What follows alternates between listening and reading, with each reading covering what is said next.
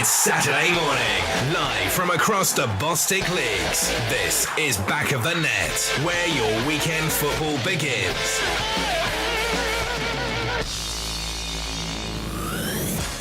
So very good morning to you. Today we are live at Dartford, the current home of Thamesmead Town, and their manager Tommy Warrilow joins us for the show today. Ahead of their game with Met Police, we get the thoughts of Met Police manager Jim Cooper on the show. Hendon are in fine form this season. They're currently third in the Bostik Premier Division. They're up against Burgess Hill Town today in the FA Trophy, and we speak to their manager Gary McCann. We also get the thoughts of Rob Small, the Bowes and Pitsea manager, after their game with Margate has been postponed pending an investigation. We'll talk more about that on the show a little bit later. Plenty of other managers, including Darren Freeman, the Lewis manager. They are top of Bostik South and in fine form, as are Cray Wanderers, and we speak to Tony Russell as well. Plenty on the show between now and 1 o'clock today. Your favourite non-league football show, powered by Promote UK. We're really good at what we do. Back of the Net, where it matters. So very good morning to you, live from Dartford today, and as always Mick Sullivan joins us. Very morning, Mick. Good morning, Ben, and our Back of the Net viewers. And Tommy Warrilow, the Thamesmead Town manager. Tommy, nice to have you here. Thanks for joining us. Thanks, Ben. Thanks for the invite. Plenty to talk about on the show today, but let's first of all start with your club and the game today, FA Trophy Day. It's always exciting to be involved in cup competitions. Yeah, we've done well so far this year in the cups. We had Billericay in the FA Cup, which we took to a replay. To be honest, we was a bit gutted we didn't win it here. They were down to 10 men for large amounts of the game, and we created enough chances to win the game, and unfortunately, as the old saying goes, I think we missed our chance on the day. So it seems to be a theme with them at the moment, because they're drawing every game, then winning the replays. But today against Met Police, team in form, another difficult game, but as I said to my boys, they're capable of playing at the level above easier, so it's not so much a test for them, but it's something that they shouldn't be in awe of. Respect, yes, but to go with the game with the right attitude. And you mentioned it there, Met Police in fine form, and Mick, we look at the table. I know it's still early days as we creep towards Christmas, but Met Police, the surprise package up there at the moment in second place. Yes, and I know Jim and Gavin will always play it down. Obviously, I know them quite well, so they'll tell you they're surprised where they are. And I never thought they would be there from the start of the season, but looking at their form, I think they lost their first game and they haven't lost since. So, yeah, it's going to be a tough ask for you today, Tommy, but cup football, isn't it? Yeah, we've, like I said, I always refer, it's a nice reference to have the Billericay game, because anyone that was here, we were the better team on the day, and even they admitted it. So let's hope we have one of them days, because if you see us last week at Walton, you wouldn't think it was the same team. So fingers crossed the right team turns up today. And Mick touched on it there, cup football. I know you're massive underdogs, but the cup is just that magic is there in any cup competition. And when you go into a game today, whoever you are going to be playing against, it's a level playing field in a way, because there's nothing to lose for you guys. Yeah, I mean, we treat everyone the same, whether it's Met Police or a team lower than us. That's the main thing I try and install in all my players. It shouldn't matter who you're turning up to play. You should go out with your same game head on and do your job and do it properly for the full 90 minutes. If you start picking and choosing your games, you're not going to get very far in this game. But for us, it's a winnable game, but it's going to be a difficult game. Do you have you obviously seen Met Police play or had somebody watch their games? No, I've got enough mates that have got a few quid. They can get games videoed and recorded, so I beg, borrow, and they've been good enough to send me some stuff. So I think at our level, I did start getting reports, but it's nice to know bits and bobs. I'm more familiar with the Ryman South than I was the Ryman North. I know quite a few of the managers and the teams involved in it, and obviously the Prem I've spent a bit of time with Tunbridge. So we know bits about them, but it's the old saying, we've just got to concentrate on ourselves. And Mick, you've been involved in plenty of cup competitions with the likes of Merstham and Leatherhead. When you're massive underdogs and you're going into a game today, a Met Police team that really are in scintillating form, and we'll hear from Jim Cooper shortly, who did point out that most of the goals they've conceded, and it really did come early on for them, and the last 10 games have been phenomenal. How do you go about approaching it as the underdogs? Well, I'm not so sure they are the underdogs, other than the league status, I suppose. But obviously, looking at your form, Tommy, it's not too bad either. You've only lost one game in the last 5 yourself, so you're pretty much on form. So that's why it makes it such an intriguing game. But cup football being cup football, Met Police will probably want to be doing well in their league for the first time in a few years, and maybe this cup isn't as important to them. Maybe, I'm not saying they're going to go out there and try and lose it, but sometimes the players can take their mind off it a little bit. We'll talk more about the game today as the show goes on. Tell us a little bit about when you came into this club in the summer, because I was told this morning when I came in that when you joined in July, you only had 2 players signed on at the football club. Yeah, it was this is my second full season. To be honest, I was down with Neil Cugley celebrating his 1000th game at Folkestone, and I got a phone call from Paul Bowden-Brown asking if I'd be interested in a chat. And obviously, I would. I wanted to get back into it. I had a chat with him. Knew him from his Maidstone days. I know of Thamesmead because we used to bring a team every year to Thamesmead for Keith when I was at Tunbridge, because we know it was always, trying to help them out with decent fixtures for pre-seasons. But the whole youth structure left. It got taken over by the landlords. They decided to take the whole youth section. And we invited the players in for a chat, and it wasn't 2. The 2 might have signed, but 5 turned up. So, and lucky enough, it was 5 lads I knew, so that helped. But it was, like I say, I had a bit of stability. I keep going back to Tunbridge, but I spent nearly 8 years there, where I had 1 goalie for 6 years, and last year I had 6 goalies in 1 year.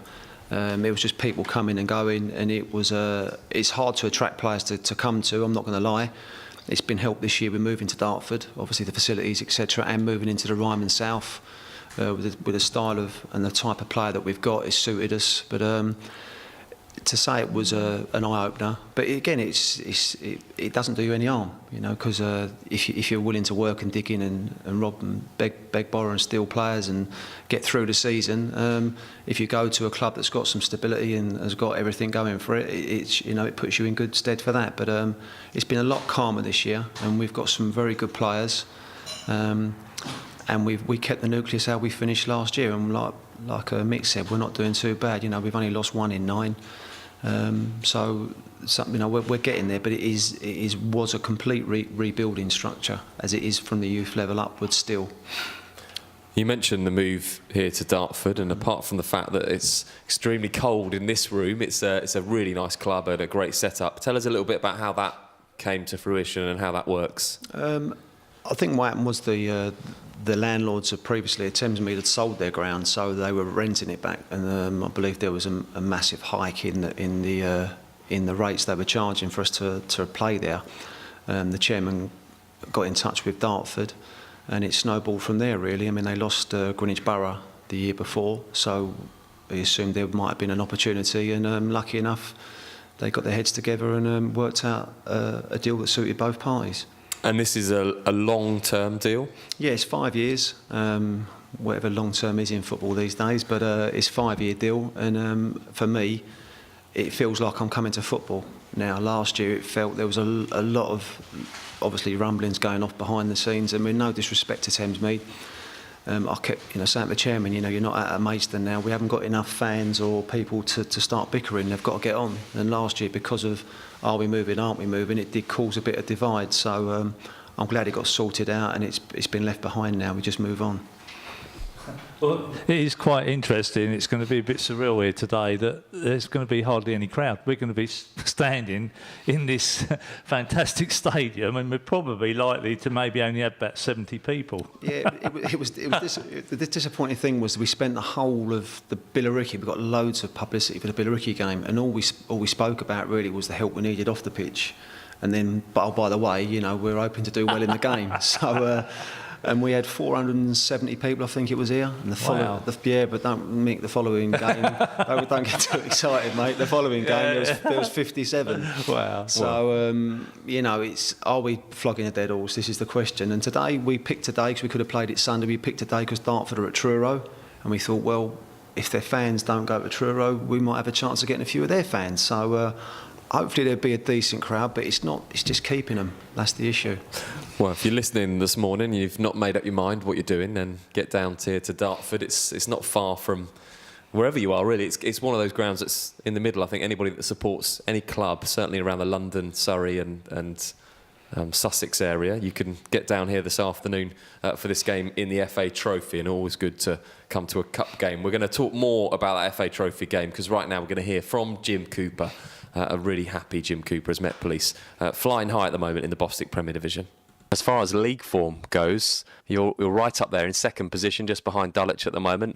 Talk us through that. Yeah, I mean, it's interesting because the last time we spoke, it was just prior to Hayward Swifts in the FA Cup. And when they knocked us out on penalties, we had a bit of a meeting amongst us, had a chat about, where we want to go and what system we want to play. And we put forward a few suggestions, and the boys took to it straight away. And I mean, since then, 12 games ago, so it's 12 games unbeaten. And from being 22nd, I think, in the league on the first day of October, we find ourselves, in second place at the moment. Albeit we know we played a lot more games than others, but points on the board, as they say. So, yeah, we're very pleased with our form at the moment. Yes, I'm just looking at it now. 7 wins in your last 10 is a hell of an achievement. It is, to be fair, but on top of that, we're scoring a lot of goals, which, throughout the years, I think I'll be the first one to say, has been probably our downfall. We just haven't scored enough goals in previous seasons, and at the moment, we're scoring goals, a lot of goals, but importantly, we're creating a lot during games. So, at the moment, it's very, very pleasing, but we know there's still a lot to improve upon, and looking forward to tomorrow's game. The trophies give us some slight relief, but we also know that it's a massive game for our club, as it is for Thamesmead as well. But one, I think that we're both sides looking forward to. I've got a couple of stats for you, which you probably already know, but you've scored the second highest amount of goals in the division. Do you know who scored the most? I would imagine it's going to be Billericay, is it? It's not actually. It's Staines Town, who at the moment are in sixth. They've scored one more than you. I'm glad you're saying I could have phoned a friend, really, couldn't I suppose, for that? I didn't give you that opportunity. But one of the other questions, and I don't mean to be rude to ask this, but you've conceded the most out of anybody in the top 7. You conceded 29 goals. Is that something that as a manager you look at and think, you know what, we're doing terrifically well, but if I might have to keep my eye on that a little bit, because... Well, I mean, I've got to be honest, Ben. I mean, that was mainly at the beginning of the season, if I'm honest. We've tightened up a lot in the last, last month and a bit. And again, that came down to the formation change and people adapting and playing in different positions and whatever. But you're right. I mean, it's far too many goals we've conceded, and as I say, historically, we pride ourselves on being hard to beat, well organised and hard to break down because, as I say, we haven't scored the goals. But maybe this year, we're going all out to attack and score more goals, and what comes with that is probably we're a little bit easier to break down ourselves. Yeah, I mean, second position at the moment, and we have to say that people will be looking at the table and saying we didn't expect that from Met Police to be up in second position after 9 games. What can you go on to achieve this season? Well, I mean, if we look at our form over the last 12, 13 games, as I said, there's no reason why we can't sustain that form and stay in and around the playoff places. I mean, at the start of the season, genuinely, Gav and I sit down and we go through and we think about what our objectives are. And normally we would say, we want to try and, be around the playoff areas. But yet again, at the start of the season, we had yet another budget cut, 1/3 of the budget. And we basically said, listen, there's one going down this year. Last year wasn't our best, but let's try and finish mid-table. But we're now setting our sights on in and around those playoff areas because, if I'm being realistic and looking at the games we've played, Kingstonians the other night, I would suggest that it's probably the worst we've played in 6-7 weeks, and yet we still won 3-2. But, that's another good side we've beaten again. And, so there's no reason why we can't sustain our form and keep going until the end of April. And we'll be looking forward to, first and foremost, the thing we haven't talked about yet, which is the FA Trophy. We're going to see you tomorrow against Thamesmead Town. Do you know much about Thamesmead? Yeah, I do actually. I mean, when the draw came out, I was aware, obviously, that Tommy was in charge over there, and I've gone through the list of players, and we've had them watched, and there's no surprise about the attributes, just their strengths, what they've got. We're fully prepared for tomorrow's game because we have to be. You're going up against a side that went to Walton Casuals last week, and I've seen a few times this year. And I think they're a good side, Walton Casuals, and they come away with a credible draw. So we know it's going to be a tough game. And say with players like O'Connor and Vines, if they get their goal scoring boots on, we know it's going to be a difficult one for us. Back of the net, where it matters. Yeah, the thoughts of Jim Cooper, the Met Police manager, who's very kind and said that you went to Walton Casuals and got yourself a credible point, as he put it. And you also, in the last round of the FA Trophy, beat Brighton-Sea, obviously a Premier Division team, which was more than credible. So you've got the experience of perhaps a little bit of a giant kill, and I don't mean that disrespectfully. It's just that they're in division higher. Yeah, no, we're fine with that. We don't get a lot of media attention. It's nice that these lads are here today. Like the Billericay game was nice as well. But yeah, I'm glad that they were there last week because, like I said before, Jim said that's probably the worst we've performed since I've took over. And to come away with a draw, to be honest, our Walton didn't win. We gave them enough chances. Obviously, Galley over there was disappointed after the game, but today it's a completely different animal. We went to Herne Bay in the week and put in a really good performance and come away with 3 good points. So we've got some good players. It's took a little while to get the team together, and we're beginning to find our feet now. So I think, as Mick was saying, as long as you're standing around the pack going into the new year, March and April are the months to crack on and have your run of form. So long as you stay in contact with the top 5. And Mick, for Met Police, obviously Jim there saying that they're setting their sights on the playoffs now this season. That's fair enough after the start that they've made from the first 9 games. To be fair, they were a playoff side 2 or 3 seasons ago from memory. He'd done well, Jim, with the group. But I think Jim would be the first to say that probably Met Police were one of the lesser teams or the worst teams that we played last season. Jim ain't going to thank me for it, but when I was at Merstham, I think even Jim acknowledged the fact that they had a horrific season last year. And for them to start off so well this year is quite outstanding, because I did see them a couple of times in the close season and they weren't putting up too many trees then, and it seems to have clicked. I haven't looked. They probably made a couple of good signings and that's pushed them on. They're scoring goals and but I do think it'll be a tough one. Without putting pressure on Tommy today, I do think Thamesmead will give Met Police a decent game today.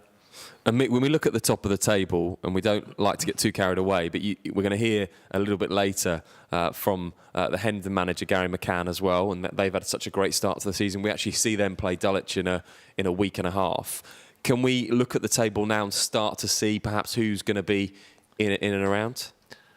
No, well, you can, but I would say there's still a few that are just teetering in mid-table that are not too far away with a little run, and they put themselves in there. So I'd say those are going to be there and thereabouts, but there's going to be, I reckon, 3-4 that are in that middle pack that are going to come late, and that might be just after Christmas time. There's a lot of fixtures, as I say, particularly in all these Bostik leagues, North, South and Prem. Everyone beats everyone. It's a very competitive league and no one can take it. Look at Billericay with the finances. It's not as if they're actually beating people every week. So, I know lots of teams are going to raise their game against them particularly, but everyone beats everyone. So that's why it makes it so difficult to say that these guys are going to definitely be where they are in the top 3 at the second.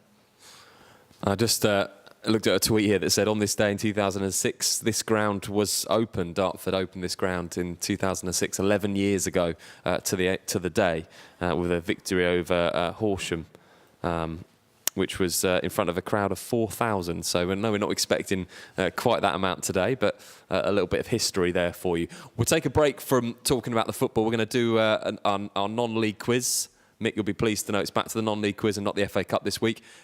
Any good at quizzes, Tommy? I didn't know anything about that, but not really. Don't get worried, Tommy. Don't get worried. And if there's any, actually, I want to give a little shout to the Merstham boys on the Merstham coach on a long trip up to Lowestoft today. So if you want to join in, lads, on the old quiz and then let us know how well you've done, Johnny Boy and Hayden might fancy that. So it's official BOTN across social media if you want to let us know how you deal with today's non-league quiz. It's time to see who has the best non-league football brain in the studio. Tweet your answers to @officialBOTN. Okay, we've all got paper and pen and ready to go. Question 1. Last weekend in the FA Cup, at which game was a flare thrown onto a 3G pitch which saw a hole burn through the artificial surface? Last weekend in the FA Cup, which game was a flare thrown onto the 3G pitch which saw a hole burn through the artificial surface? It's a good opening question on today's non-league quiz. We've got an ABC or anything? We don't, no, not in this one. So maybe it's just that you perhaps expected to just read the news. Okay, fair enough. Question 2. Champion Hill is the home ground of which Bostik Premier side? Champion Hill is the home ground of which Bostik Premier side? Question 3. Malden and Tiptree manager Kevin Horlock enjoyed a successful career as a professional player for West Ham, Swindon, Manchester City, Ipswich Town, Doncaster Rovers, Scunthorpe and Mansfield. However, which Bostik side did he finish his career with in 2015? Needham Market, Lowestoft or Leiston? Really successful career for Malden and Tiptree manager Kevin Horlock. A plethora of clubs, but which Bostik side did he finish his senior career with in 2015? Can you do that again? Those three again? Needham Market, Lowestoft Town or Leiston? The choice is yours this morning. Question 4. Which Bostik South side are synonymous with the Rooks? Is it Cray Wanderers, Lewis or Sittingbourne? Which Bostik South side are synonymous with the Rooks? Cray Wanderers, Lewis or Sittingbourne? We're flying through these this morning. Yeah. Question 5. Steve O'Boyle resigned from management at the end of October. From which Bostik South club? Steve O'Boyle resigned from management at the end of October. From which Bostik South club? Mick got that before you'd even finished asking the question. I'm confident today. I'm very confident. It was last week. Mick can remember. He's got that retention. And that is our non-league football quiz for this week. Official BOTN. Let us know your answers, and if you need a little bit more time, we'll come back with those answers after this. You're listening to Back of the Net, powered by Promote UK. We're really good at what we do. Times are changing. We now live in a digital world where 9 out of 10 people use the internet to look for local goods and services. Whether in front of a computer at home or on a mobile phone on the go, people expect to find what they want, when they want, quickly and easily. The question is, can your business be found? At Promote UK, we specialise in getting local businesses found online. One highly affordable package will give your business a stunning mobile responsive website, which we guarantee to get to the first page of Google and keep it there. And we take care of everything: copywriting, design, hosting. We even offer unlimited amends all year round for no extra charge. So, whilst you're busy focusing on your business, we're busy making sure it can be found online all year round. Start your Google Page One journey today with a free online health check by visiting promoteUKLimited.com. Promote UK. We're really good at what we do.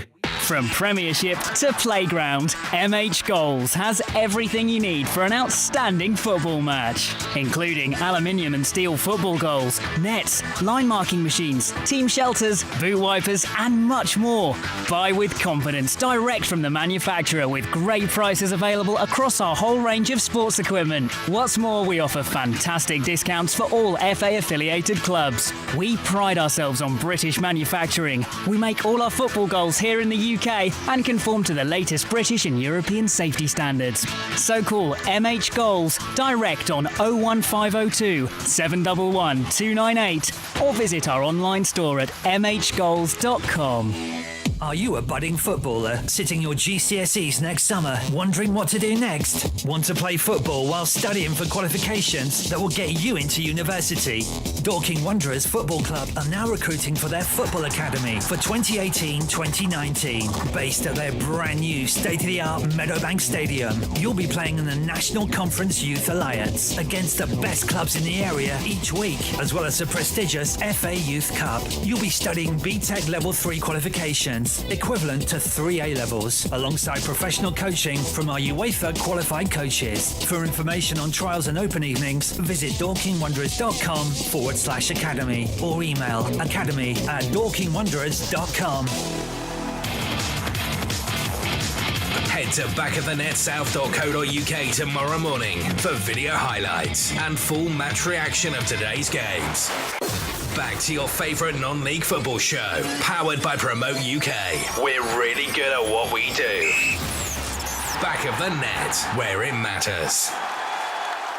So welcome back to the show this morning. We're live from Dartford Football Club for Thamesmead Town against Met Police in the FA Trophy. We've just done the questions for the non-league football quiz, and today seemed to go down okay. I think it was the quickest that we've got for all of those questions, so I think everybody's going to get full marks.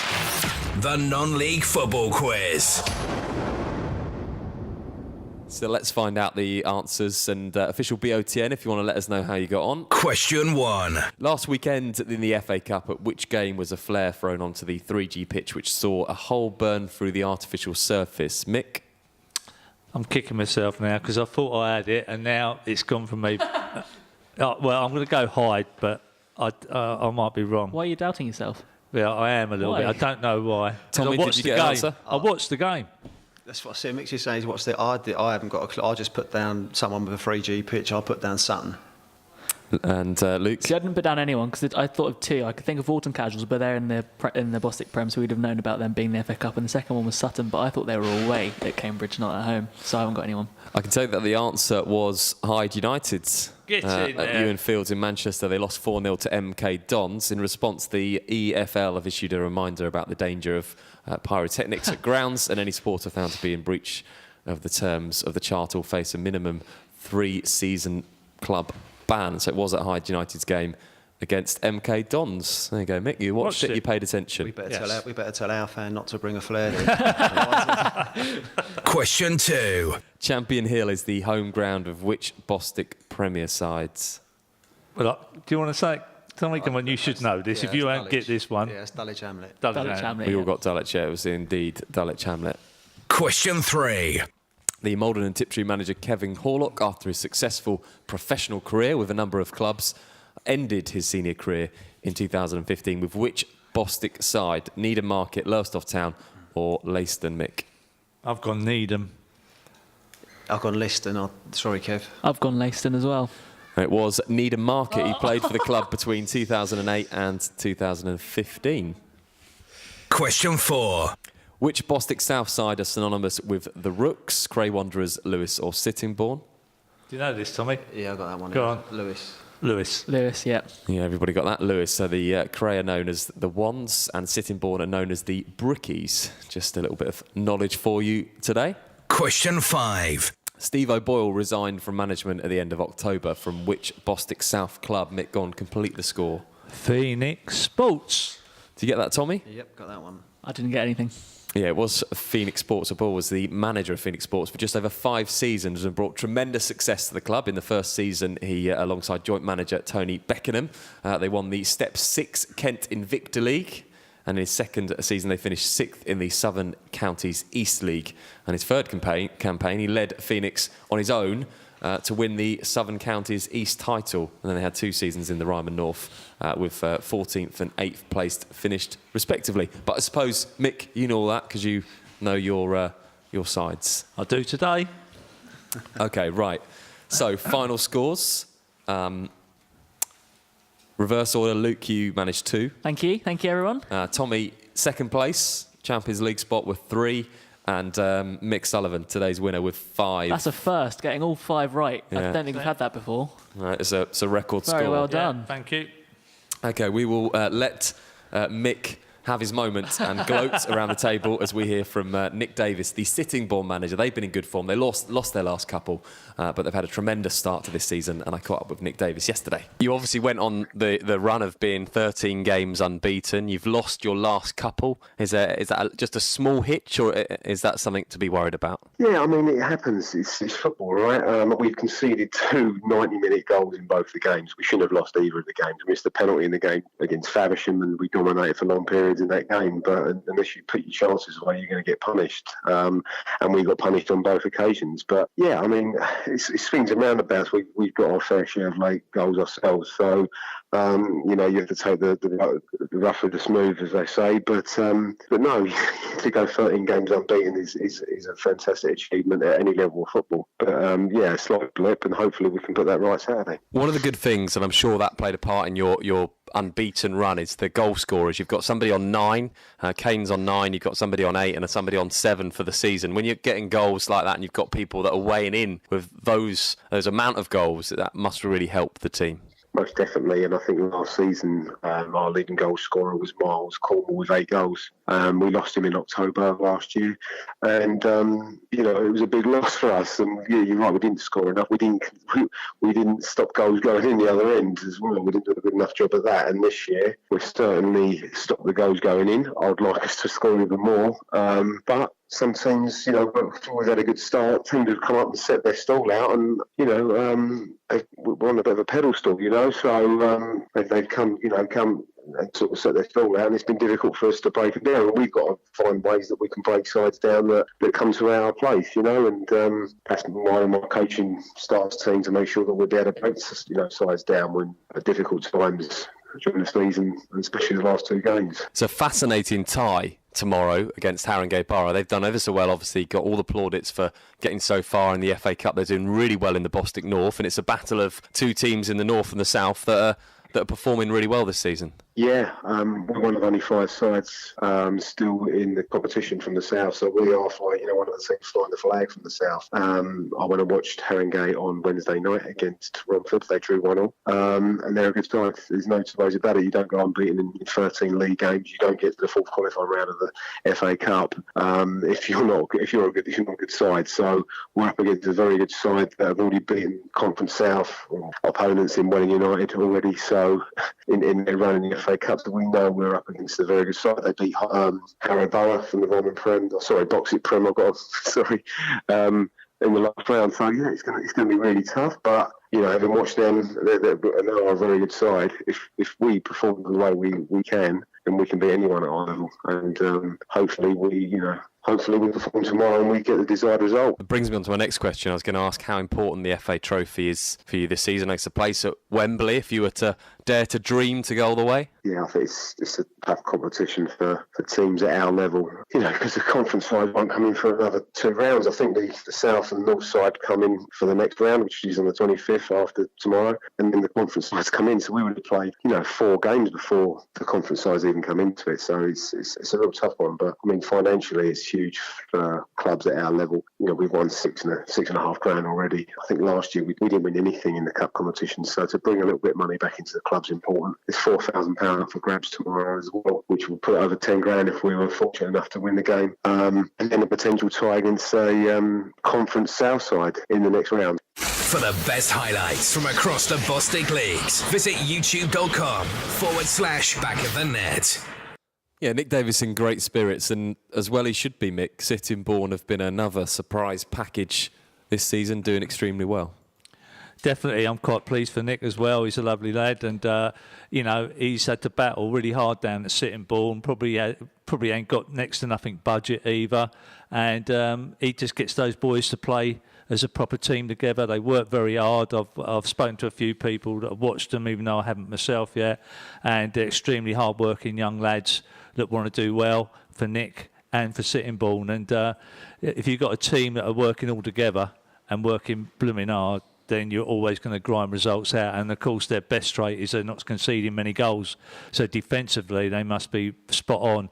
And I think a lot of professional clubs are looking at their centre back. I don't know what his name is, a young lad. Do you know him, Tommy? Lex Allen. He's been sub a lot. To be honest, I didn't know of him. He come out of, I believe, Sunday football. But if you look at Nick's team selections, he's on the bench quite a bit still, even though all these Premier teams are looking at him. So that shows how well the boys have done. And fair play to Nick, because if they've done well, they've kept their shirt. Yeah. So the boy's got to wait, but obviously while he's waiting, he's going here, there and everywhere. And hopefully, please God, like Harry Smith, he gets his chance. And it's a fascinating tie today because they play Haringey Borough. Now we've seen them this season. Obviously, had a great run in the FA Cup to the last qualifying round. They're doing really well in their division. It's really a battle of two teams right up there in their respective Bostik divisions. Yeah, it's actually that'll be one of the results I'll be looking at after the show today to see how well that went for both Nick and Tom. In all honesty, we got to know Tom quite well when we done the show up there a few weeks back. Lovely guy, nice team. They're going to two informed sides that are doing really well, so good luck to both of them. And before we play the next interview, I just wanted to say a very good morning to Bodie, who's joined us, midfielder for Thamesmead Town. Very good morning to you. Thank you. Good morning. I asked you a moment ago off air who you most likened yourself to in midfield, say from the Premier League or world football. Had we narrowed that down? Yeah, go for the Kante, just because of the work rate, and then driving as well. I think that's one of probably my biggest areas there. So box-to-box midfielder, and we're going to be... it's nice now, because I think when Mick and I watch the game later, we'll be watching out for that, and we will be comparing. We're thinking, right, Kante, let's have a look, see what, the work rate. Perhaps we should call him Kante in the commentary. Maybe. I think we'll confuse everybody then, probably ourselves as well. Buddy, nice to have you on the show. We'll talk to you more as the show progresses. Going to hear now our next interview, and it's again a fascinating one. Tony Russell, Cray Wanderers, very similar to Sittingbourne. We saw them a couple of weeks ago play a great style of football, and they're having a good season as well. Very much looking forward to the weekend's football and FA Trophy. You're away at Moneyfield. Do you know much about their side? Yeah, we sent someone down to watch them on Saturday, and I've spoke to a few managers in the league just to try to pick their brains on them as much as we can. Obviously, it's difficult and them being so far away, but we've got enough information, and we played on Tuesday, and then I got the boys back in training on Wednesday, and we worked on a game plan on how to try and go there and do what no one else has done and beat them, And you continuing your successful season. The last time we saw you, of course, was in the last round against Grays. But you went to Hastings and you've beaten South Park, and you're in fourth position in the table. And I've talked to you before, and I know you want to be up there, but you must be delighted with how consistent you've been. Yeah, we are. But actually, we're a little bit frustrated as well. We're drawing a lot of games where we should be winning. Hastings was a game we had enough chances to win that game and we didn't, and that's probably been the story of our season. But it's hard. I mean, I went at them a little bit after the game on Tuesday, but when I got them in Wednesday and reflected on what we've done so far, obviously, we had a good chat in the dressing room before we went out to train. I said to them, what you've done to go 13, I think it's 13 games now. Unbeaten. Yeah, 9 in the league, 13, yeah. Yeah, in a very competitive league, and we play some good teams in the cup. You should be proud of yourselves, but we've got to set ourselves higher targets and keep pushing. And we believe that we've got a really good squad in place, and we demand a little bit more from the players as well, and they all agreed. So we're in a good place in terms of confidence-wise, and we're really looking forward to it. And the carrot of playing a team that's unbeaten, I put it back on the players, and I said to them, do you honestly believe you can go there tomorrow? We're going a long way. Do we honestly believe we can go there and turn them over? Because if we haven't got that belief to do that, then there's no point getting on the coach. And it's pretty unanimous in the dressing room. The boys are really up for it, and we go there full of confidence and expecting to win the game. Simple as that. And we spoke about the FA Trophy when you were on the show during the last round, and you mentioned how hard it is for a team at this level to get through, because obviously the bigger boys come in soon, and you're playing a hell of a lot of games just to get to the stage where the National League teams come in. Does that mean that setting targets for this competition are very difficult? No. To be honest with you, I'm not really, call me naive or young or whatever you want to call, but I don't really fear anyone. It wouldn't really bother me who is playing. We've played teams higher up in other competitions. We played Dartford in the Kent Senior, beat them 3-1 or whatever it was. You know, we've got Charlton coming up in the quarterfinals. I'm not going to fear them either. I know they put a few first-team players out. I think with the way we do it, we're quite rare in the fact that we do a lot of coaching. I mean, you've seen the way our teams play. We're a bit different to most non-league teams. So for that factor, we cause people problems because we're asked different questions of them. We're not going to stick it on your centre-half and you can put two giant centre-halves and just header the ball. We're not going to do that. We're going to get you in areas and drag you out of your positions and play around with your formation. So I think we're a problem. If I'm honest, I think, you know, on our day would be a problem for anyone. So it's not really about targets. It's just putting people in front of you and dealing with them. And, you know, you do need a little bit of luck. We've lost one game this year and away to Lewis, and we're 1-0 up and cruising on the 44th minute. We've had a player sent off on a penalty, and it was never neither of them. And it turned the game, and instead we ended up losing 2-1. That's the only game we've lost this year. So you do need a little bit of luck. You don't need that referee making that bad decision. You just want an even playing field. And if we get that, I'll back us against anyone. For all the best coverage from across the Bostik Leagues, visit backofthenetsouth.co.uk. Brilliant interview from Tony Russell, the Cray Wanderers manager. A few points to pick up on, Mick. First of all, he says, we're not just going to lump it up to your centre-half. We're going to play the ball round. We're going to make you move out of position. And he fancies himself against anybody. Yeah, and he was very confident on the show a couple of weeks ago, and they went out there and put the most inept performance I've ever likely to watch and see. And I'm sure Tony was probably thinking, crikey, isn't it typical? We got back of the net here and we're not performing. And they were just passing sideways and backwards and they had no forward momentum. And as I said in the commentary, or we spoke in the commentary, they need to get the ball in behind on occasions and just change the game plan a little bit. But I suppose he said that he was missing a couple of players that were very important, and one of those players that come on was a good youngster, which I spoke to you about, Tom. I think it's Raleek Lawrence. He's going to have a future from what we saw last week. But yeah, he plays that brand like Hayden does at Merston, where they play football for fun, and on its day when the 11 all work, it's good to the eye, pleasing to the eye, but sometimes for me it doesn't normally work. But to the contrary, his league position says it does. One of the other points that he made was you need a little bit of luck, which obviously you do. He said we've only lost one game this season. It was against Lewis. We were 1-0 up. We conceded a dubious penalty and a man sent off, and we lost the game. That's the only one they've lost so far this season. So no one's arguing the fact that they are doing incredibly well. They take on Moneyfields today. Moneyfields are top of the Evo Stick South East Division 1. They've got 31 points. They've won every league game in October, and they took one draw last week at the beginning of November. And they defeated Yate Town in the first round qualifying 1-0 to reach this stage. Cray Wanderers, we've already mentioned, accumulated 31 points, enjoying that successful season. And Cray have 3 out of their last 5 league games that they've won. Both of these sides are on a good run of form. It's going to be a close game. Obviously, don't know too much about Moneyfields, but this will be an exciting FA Trophy match, I'm sure. It will. But it's like anything, we touched on that style of play and how they play. I just do wonder whether that style of play will work in January and February when all these pitches cut up and become a lot more bobblier. And it's a difficult task to play that style. And I'm just wondering, I'm sure Tony and Joe are going to counteract that maybe differently. They might still play that style. But, if Moneyfield's pitch ain't the greatest, that style of football is difficult to play, particularly the way they play from the back. Well, they play on a 3G surface at home. Is that something that you have to adapt to across the non-league season? The fact that you're going to go to different pitches, and we've mentioned how good the facilities are here, but some places that you go won't be near that standard. Yeah, I mean, after the season in the Ryman North, it does sort of toughen you up regarding how you play, because pitches do dictate how you play. I mean, most teams now, I think, train on 3G anyway, so to turn up and play on it isn't going to be alien to them. I'm not fussed either way. I don't mind it, but for non-league, I think it's key, because obviously it's the revenue it brings in to help the club sustain its existence, and that's the most important thing. And with 3G at Bromley now, that will help Tone a lot, because his home games he can play the style of brand of football that he wants to do.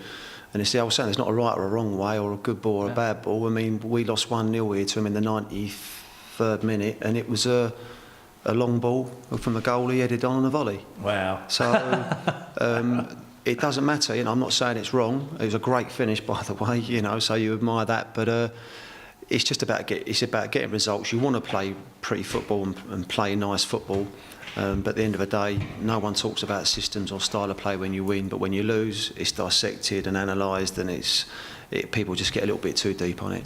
And from a player's point of view, Bodie, Kante has the best possible surfaces week in, week out in the Premier League. For Kante number 2, as we're calling you now, what's it like when do you have to adapt your game to these different surfaces? Yeah, I think it's quite a tough one at times because, when we're playing our home games here now, it's like you play on carpet and the surface is really nice. But then our last game we played against Herne Bay, for the first time, I think it was like almost a frozen pitch kind of. So it's a hard surface, and then you've got to try and adapt and then readjust and find your feet again. So I do think sometimes the surface, it can play a bit, but at the same time, you just got to get on with it. And you know this ground well, being in your second spell with Thamesmead. You obviously played here at Dartford, so you feel very at home here. Yeah, definitely. It's grown since I've been away. It's grown quite a bit as a club, but there's still some of it that's still the same and quite similar, which is really good. So for me, coming back to it, it was not like I had to find my feet completely again. Plenty of other games as well in the FA Trophy. Lewis have been scoring for fun, and they take on Bishop Stortford today. They've netted 8 times already in the FA Trophy, 4 of which were against East Grinstead Town in the last round, the other half against Dunstable Town. Just shows how many games that teams from this level have to play to get to the round that the National League teams come in. The side's scoring frenzy has also been apparent in the Bostik South. They're top of the league. On Saturday, they triumphed in an emphatic 8-1 win over Herne Bay, we just mentioned, top of the table, full of confidence. Bishop Stortford were relegated from the National League South last season, joining the Evo Stick South. They're 18th in the league at the moment. They're in poor form, losing all 4 of their last league games, but managed a 4-0 win over Hanwell Town in the FA Trophy first qualifying round. Lewis will be favourites, and deservedly so, going into this game. Yes, most definitely. I think Dan and Ross have finally got their act together down there. Big club, Lewis. Want to be back up in the conference at least. And I think a major signing for them was when we covered their game a fair few weeks ago on that Bank Holiday Monday when they played Hastings. And Billy Medlock transferred, I think, the week later. And he's been banging in a lot of goals. Very experienced player. And I think that's just pushed them on that extra bit to find themselves where they are top of the league at the minute.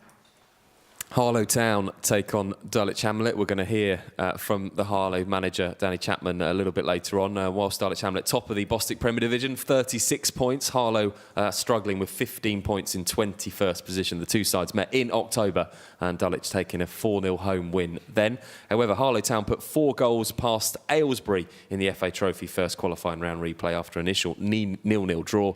Dulwich, meanwhile, defeated Waltham Abbey 3-0. Clear favourites, Dulwich, ahead of this one, but they may have to overcome a slightly more difficult challenge than the 4-0 in the league game, because this is cup football.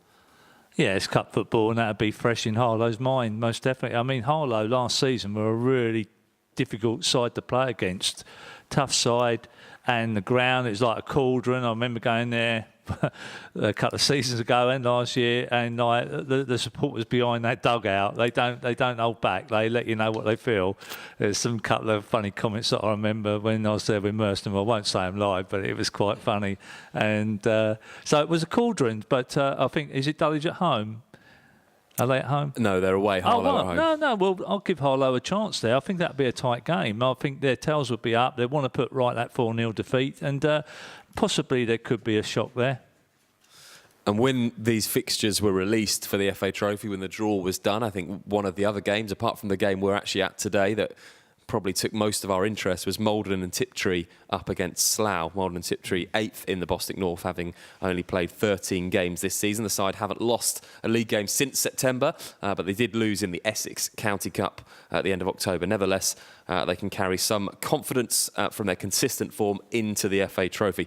Slough Town have also made a good start to the season, sitting third in the Evo Stick South and winning their last game 5-1 against Gosport Borough. The biggest confidence booster will be their 6-0 FA Cup first round proper win against Gainsborough Trinity. And obviously a lot of attention on Slough. They were in the on the draw on one of the TV stations for the next round of the FA Cup, and they've got a good draw as well, haven't they? A home tie. So they'll be hoping to get TV coverage there. They're doing really well this season, but they're up against Maldon and Tiptree, who we've seen, who are a decent outfit as well. It's going to be an interesting one. Yeah, obviously I know Neil and John quite well, and they're quite aware what they're going to, funny enough, but Maldon and Tiptree, I rate them quite highly. That night we watched them against Hornchurch. They definitely deserved something out of that game and never got it. I think Neil and John know they're going to go down and have a difficult task today. The only thing that I maybe worry about, and I'm sure Neil and John will have their minds on it, is that that FA Cup is not too far away, isn't it? Another week or whatever, 2 weeks possibly. And those players' minds might be a little bit more on that, a little bit maybe than today. And the way that Maldon and Tiptree play, they're very hard working and they've got lots of pace all over the place. I think that that's going to be a tough game for Slough, and I think it'll be a very tight game. It could swing either way, that one. It'll be interesting to see what type of team that Slough put out, bearing in mind they have got the FA Cup and, of course, the league that they're going for too. It takes us nicely on to Mick versus the manager. Tommy, I don't know if you've heard this feature before. No, sorry. But it's where you get to pit your tactical knowledge against Mick in some respects, because we asked you to predict 4 of today's games, and with those games Remy's going to let us know what we've chosen today. Okay, so our first game is Sittingbourne versus Haringey Borough. Both these sides play in Step 4 divisions, however are separated by location, with one playing in the south and one playing in the north. Midweek, Sittingbourne hosted Faversham Town in the Bostik South and were trailing 1-0 by half-time. In the 88th minute, Kane Phillip netted the equaliser, however Luke Griffiths struck once more on 90 to secure all 3 points for the visitors. Despite dropping points, they position amongst the playoffs with 29 points after 16 games. Haringey Borough were away to bottom of the league Romford on Wednesday night, and points were shared after a 1-1 draw. A win would have seen Borough knock Dereham Town off top spot. However, they are just 1 point behind with 3 games in hand. With the best form in the league, they are the only Bostik team across all 3 divisions who haven't yet lost a league game. Sittingbourne at home to Haringey Borough. Interesting one, this, Mick. Well, we've debated it already, haven't we? And I just think, obviously, Sittingbourne are good defensively, and Haringey are not too bad offensively. 1-1 draw. 1-1 draw, me. Do you know, I was going to say a draw. You can go draw. This happens a lot on the show, yeah. Purely because I know Nick's, I think he's lost the last couple, so that's the little blip they've had. But knowing both teams, the Haringey that we played at the start of the season last year, to be fair, wasn't really that good a side. But when we played them at the end of the season, they'd found a formula that would work for them, and they looked decent, very good side, especially going forward. So I think it will be a draw, but I think this is Nick's chance to win it, because if they go at Haringey Borough, I think they'll lose the replay. Probably, I agree with that. Yeah. And what's your draw prediction? I'll go. Do you say you can say the same? No. I'll say 2-2. 2-2. Okay, our next game is Hendon versus Burgess Hill Town. Hendon are currently third in the Bostik Premier after collecting 30 points in 16 games, 6 points short of league leaders Dulwich Hamlet after the same amount of games played, and 1 point fewer than second place Met Police, who have played 2 games more. Hendon's Nico Muir is currently the top scorer of the division, having netted 13 of their 32 league goals. Last Saturday, their 100% unbeaten home record for the season was broken, succumbing 3-1 defeat to Kingstonian. As for Burgess Hill, they are currently 15th in the same division with 18 points in 14 games. The Hillians have enjoyed back-to-back wins in the league, with their recent 2 coming against Leiston and Tooting and Mitcham. However, overall their form is 5 wins and 5 defeats in their recent 10. This one's a bit more difficult, to be fair. I know chapters will go up there, they're a bit between the teeth and probably want to turn Hendon over on their 4G pitch. Oh, God, I'm probably going to go another draw, I think. I'll go 2-2. I'm going to go for Hendon. I think, Gary, I think Gary's done a fantastic job, period, not just this season, but every year he's been at Hendon. Always had a tough game against him, always gets good players in. And I've not spoke to him for a while, to be honest, but I hope now he's got a little bit more of a budget than he's normally had to give him a chance to make a fist of things, which I think is this year. And being at home, I'll go for a Hendon, I'll go for a 3-1. Some good predictions already. 2 more games to go. Okay, so next is Corinthian Casuals versus Wingate and Finchley. The hosts are currently 7th in the Bostik South after enjoying 4 consecutive league victories over Lewis, Hastings, Ramsgate and Molesey, obtaining 7 wins in the last 10, 1 draw and 2 defeats. Across all competitions, James Bracken's side have won consecutively for 6 games, with only 4 defeats in their last 20 games.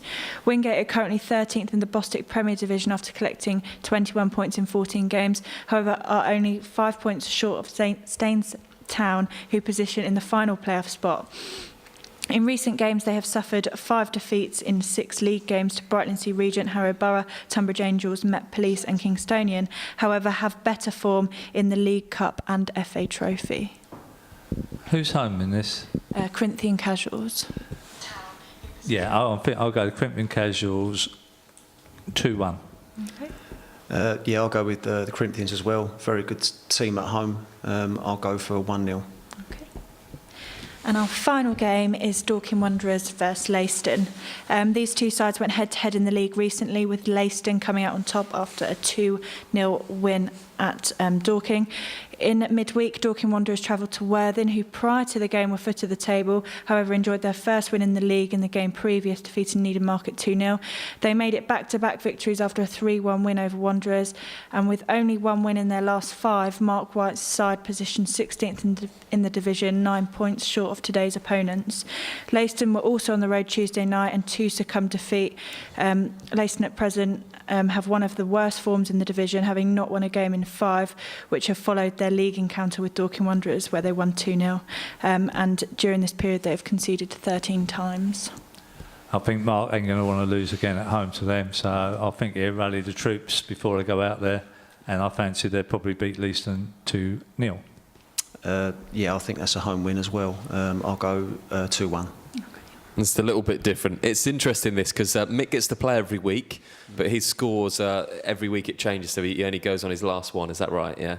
And so you could enter the leaderboard anywhere today. Who's top at the moment? Hayden Bird.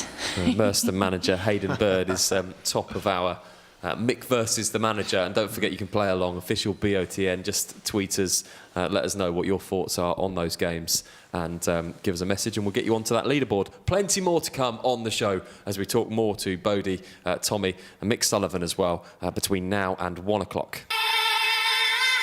You're listening to Back of the Net, powered by Promote UK. We're really good at what we do.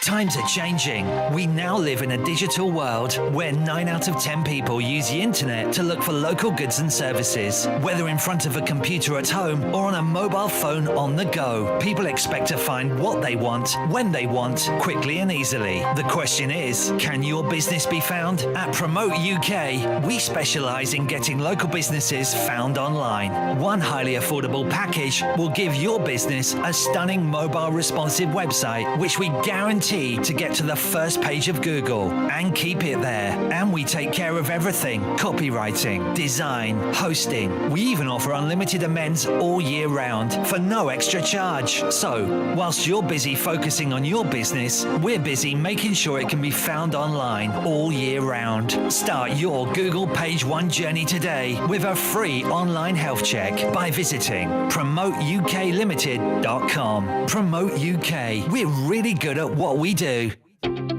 Are you looking for a little bit more than a good meal at a pub?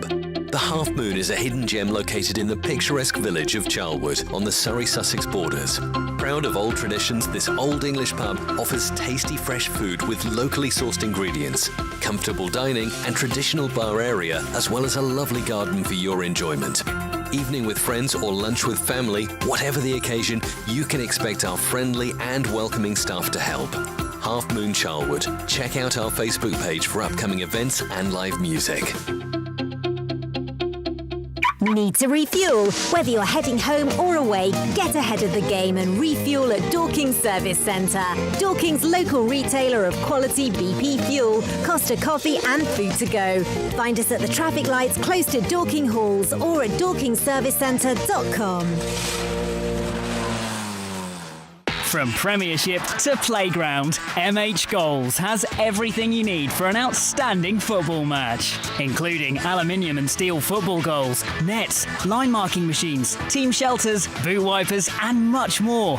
Buy with confidence direct from the manufacturer with great prices available across our whole range of sports equipment. What's more, we offer fantastic discounts for all FA affiliated clubs. We pride ourselves on British manufacturing. We make all our football goals here in the UK and conform to the latest British and European safety standards. So call MH Goals direct on 01502 711 298 or visit our online store at mhgoals.com. Head to backofthenetsouth.co.uk tomorrow morning for video highlights and full match reaction of today's games. Back to your favourite non-league football show, powered by Promote UK. We're really good at what we do. Back of the net, where it matters. So welcome back to the show this afternoon. We're live from Dartford Football Club for Thamesmead Town against Met Police in the FA Trophy second qualifying round. Really looking forward to the game. We'll talk more about the game between now and 1 o'clock. In the meantime, it's time to speak live to Darren Freeman, the Lewis manager, who's on the phone for us now. Very good afternoon to you, Darren. Thanks for joining us. Very good afternoon to you, Darren. We should have Darren Freeman on the phone. Darren, are you there? We all seem to get a few technical glitches with the phone calls. Darren, are you there? Yeah, hiya. Yeah, we've got Darren on. I knew we'd get him on in the end. So it's been a brilliant season for you so far. We saw you against Hastings very early on. You were very attacking. You managed to put in a great display on that day, and it's really just carried on from there. Yeah, I think that I've got an honest bunch of lads this season, and they're really working hard and they're buying into what we're trying to do. So, I think as a manager, it's very pleasing the way it's gone so far. And is there any particular, you mentioned the hard-working bunch of lads, or anything else you put that down to this season? Well, I just think that they're taking on board what we're trying to get across to them. Like I say, I think we've got an honest bunch of lads, and we've got winners in the side, and we've got people who want to learn, players who want to learn and express themselves as well. And we've got good young quality, which I think is fantastic. At the moment, I think that Lewis Football Club is definitely going in the right direction. And still early days, we've got a lot of hard work to do, but up until now, as a manager, I couldn't really ask for more. Hi, Darren. It's Mick Sullivan here. How are you? Yeah, very well, yourself. All right, mate. Not too bad. Say hello to Ross for me. But one of my questions is obviously that day that we covered you a few weeks back now when you played Hastings, you signed Billy Medlock, and I just noticed he's banging the goals in for you now. Do you think that is a very instrumental signing to turn your season a bit further forward? You know, because looking at it, I'm not so sure you had prolific goal scorers in your team at that point. You were nicking wins, but probably not winning them convincingly. Well, I think obviously Billy's a tremendous player, and I think that obviously it's a skill. As a manager, you go around and you look at players and you mark players in your books and always keep an eye on them. And I think individually players play differently for managers, and I think that Billy's the sort of player who needs a bit of an arm around him. He's a fantastic lad. He works ever so hard, and he gets his rewards. And you know, we got hold of Billy, which for me has been fantastic signing. But, you know, we've got competition for places. We've got Jonty Smith, who made his debut back from injury the other night, and he scored 4 goals. You know, you've got Jamie Brotherton, who's got goals in him. Ronnie Conlon this year has started to add goals into his game. So I think that it's healthy that we've got people who are fighting for positions. And also, if we keep clean sheets, I think that we will create chances, and we've got goal scorers in the side, and I think that was what we tried to achieve this year.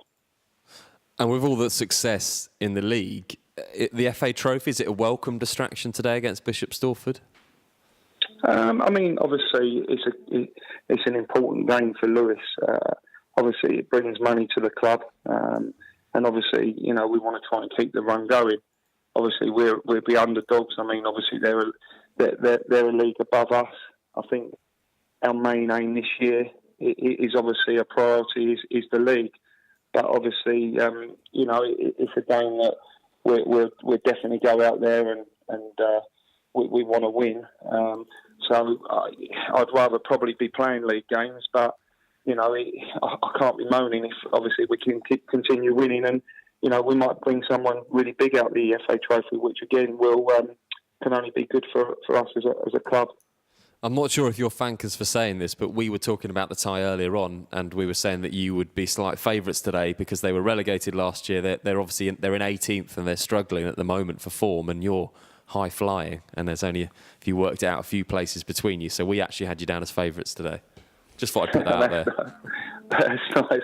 I mean, yeah. I mean, obviously, I know Watto, their manager, and you know, he was a great footballer himself, and I'm sure he's probably got a footballing team together. And as a manager, you know, you need a bit of time, and he's only just gone there and that, so he'll be putting across, you know, his ways. And I was on the same coaching course as him as well, and he obviously knows what he's talking about. So I'm sure they're not going to be no mugs.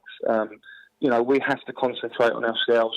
We have to continue what we're doing, what we've been working on and off the field, what we've been doing. I mean, I've got a fantastic backroom staff with Ross, who's been with me, you know, since I first went into management, and I've managed to pick up an exceptional coach on the way as well, and as well, we've got a great bunch of lads, and I think that's just, it's all key, and it all buys into it. Well, we look forward to seeing you again this season. Obviously, wish you the best of luck, not only for the season, but for today's game in the FA Trophy as well. Thanks ever so much for coming on, Darren. Thanks a lot. Take care, lads. Have a good Saturday. And Darren Freeman, the Lewis manager, and Mick, we talked a little bit about it earlier, but understandably very happy. So you should be top of the league, not lost in a fair old chunk of time. I was going to ask him who he thought would win today out of these two, like, you know, but yeah, he's mega happy, and he's right. He's got a good number 2 with him in Ross, and you know, they've done their sort of apprenticeship. They've been a few years doing it now. Obviously, I remember Darren playing at Fulham when he was a professional, and also then when he came out of the professional game, he played at Horsham, and so I've watched how Darren's progressed, and I've known Ross from doing his goalkeeping at AFC Wimbledon when they first formed, and yeah, they've got 2 experienced people there guiding the ship at Lewis, and I do expect them to likely be promoted without putting too much pressure on them. And he mentioned in that interview that one of the successes this season has been the goals that has been scored from all around the team. That brings me on to ask you, Bodie, about your goal-scoring exploits. Have you got any goals this season? Yeah, I've got 3 so far. Probably not as many as I'd like, which is something I want to look to improve on. So I want to beat what I got last year, which was 8.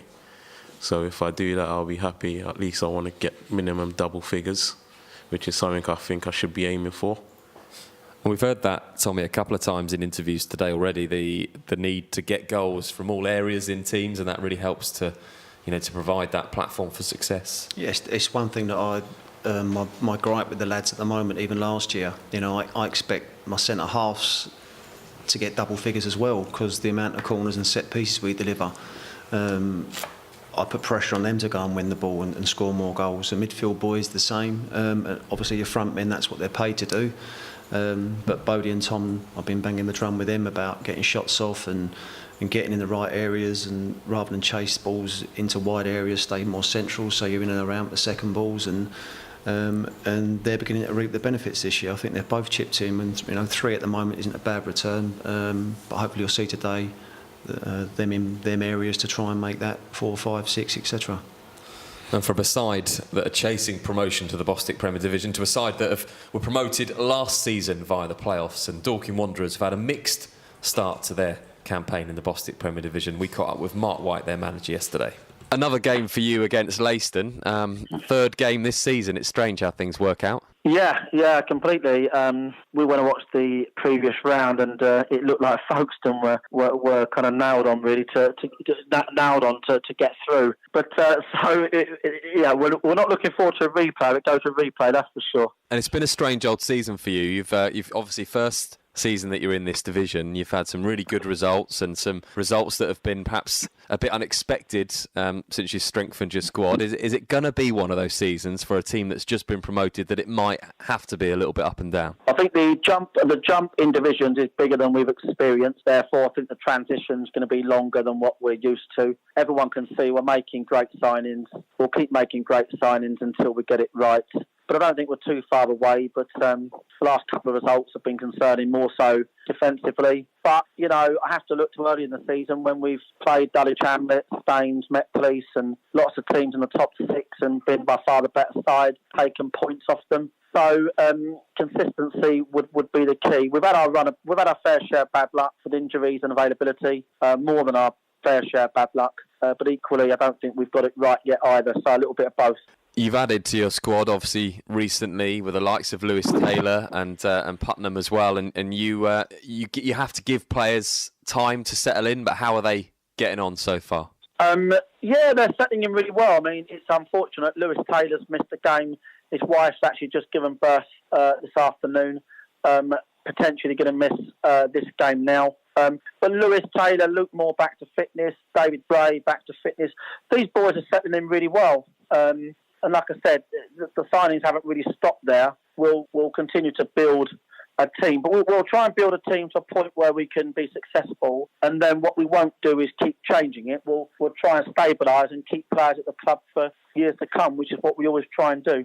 And finally, as a manager, how much have you learnt through being in this division? How much do you have to change and take a different look at things once you go up a league? Yeah, the biggest learn yet probably. Styles of football are more varied. Other management teams have variable tactics. They'll change them during games a lot quicker than we're used to.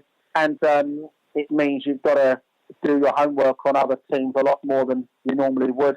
And there's so many dangerous players in opposition teams that you've got to really do your homework. So I think it's a tougher job for the management team, definitely. Have your say. Get in touch on social media. Just search official BOTN. A strange one, Mick, for Dorking Wanderers. They're playing Leiston for the 3rd time already this season, and we're only in November. They played them on the first day. They lost. They played them only a few weeks ago, and they lost. And today, the FA Trophy, you mentioned it earlier, they won't want to lose this one as well. Law of averages say that, 3rd time, lucky.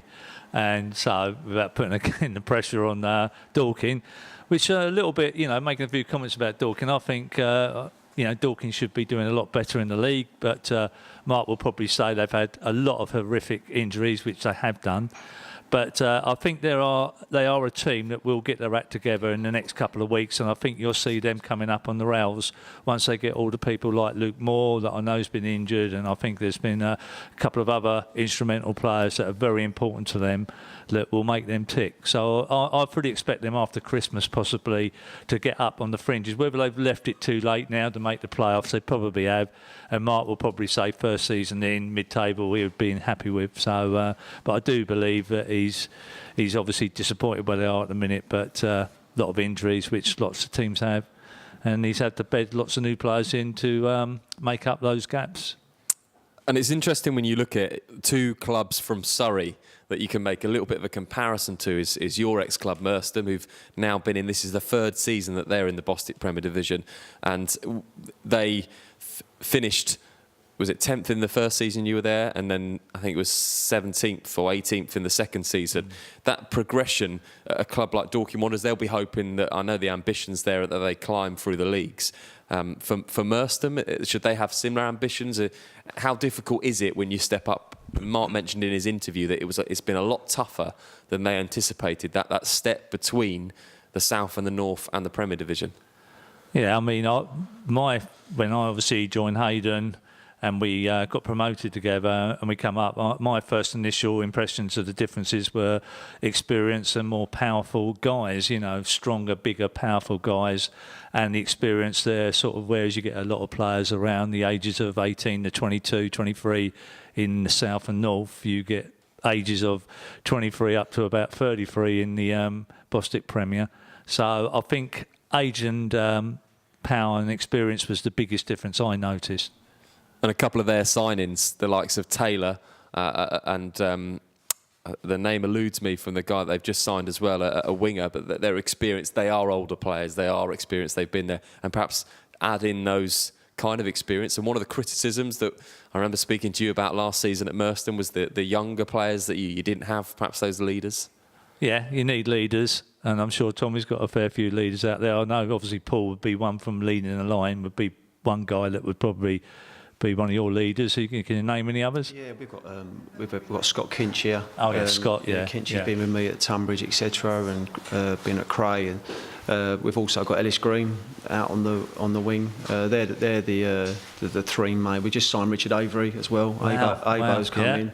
Yep. And again, these are lads that, no disrespect, have probably had their better day, but are still very, very good players, and they can help, like the likes of Bodie's out, the Tom's out, Lauren Mendy's out. I mean, we've got, our back four is relatively young. We've got an 18, 19, a 23, then two 21s and a 19-year-old on the wing. So to throw a few experienced faces around there. And that's what we've got. We own it. We have got a team. We haven't got a reserve team or anything else. So this is what we've got to rely on. Our squad is the club at the moment. So everyone gets on. Obviously, there's a little bit of differences of opinions, which is fine. But everyone's aiming for the same goal. Yeah, very much looking forward to the game. It's mouth-watering when we're talking about the game this afternoon, because I'm sure Met Police as well have got that experience of the players that they have in their team. So it'll be really interesting to see the battle out there. Well, I'm looking for the battle on the benches because I know Jim can get excitable. I'm not so sure Tommy's can be as calm, so I hope it gets a bit excitable because I love watching the benches as well as the game. Again, Jim, I haven't spoken to Jim for a while, but he's a good lad, Jim. So yeah, very much looking forward to it later on this afternoon. Plenty more still to come on the show today, though. Coming up. To Rob Small, the Bowers and Pitsea manager, after their game was postponed today against Margate due to an investigation. We'll talk more about that on the show a little bit later. Also, Gary McCann, the Hendon manager. They're doing extremely well at the top of the table. We'll speak to him. Danny Chapman, the Harlow Town manager, joins us. And Glenn Driver, the Leiston manager, of course, up against Dorking Wanderers today. Right now, we're going to go to the phone lines and say a big good afternoon to Junior Caffo, the AFC Croydon player. Junior, very good afternoon to you. Good afternoon to you too. Thanks for joining us on the show. Tell us how the season's going for you so far. We started off well, but last couple of games it hasn't been good. But we had a draw last game, so hopefully you can push on from there. Have you got any targets yourself for the season or expectations for the team? I want to get promoted. I want to get promoted into the it's not Ryman South anymore. What's it called? The Bostik. The Bostik there, the Bostik Yeah, South. yeah. That's the aim. That's good. We've clarified where you're going. Yeah. yeah. Personally, I just want to play well every game I can. I play. And we've got you on the show today to play our new feature called Super Sub, and we're going to get you onto a leaderboard. It's only week 2 of this, so can we remember what the score was last week? Yeah, Chico Ramos. Hang on, we'll just get Remy's mic on. There we go. Yeah, Chico Ramos did it in 1 minute and 2 seconds, so that's the time to beat. Okay, so you've got 1 minute and 2 seconds for your time to beat. So the game Super Sub, if you weren't listening last week, is where I will give you 10 questions, and the idea is that you substitute the correct answer for the wrong answer. So we will keep going as well until you give me a wrong answer. Is it? Okay. Okay, so really, really easy. 10 questions, and all you've got to do is give any answer that isn't the correct answer. And we will time on our clock now. Remy's got the time on the clock, and see how quickly you can do it for. You ready, Junior? By the way. Okay, your time starts now. Manchester United play at Old Square. If a player comes on partway through the game, he is known as what? A football player. Shin pads are worn on which part of the body? Your elbow. Playing the ball through the legs of another player shares the same name with what common ground spice? Chili. How many points does a team get if they win a match? 7. Match of the day is presented by who?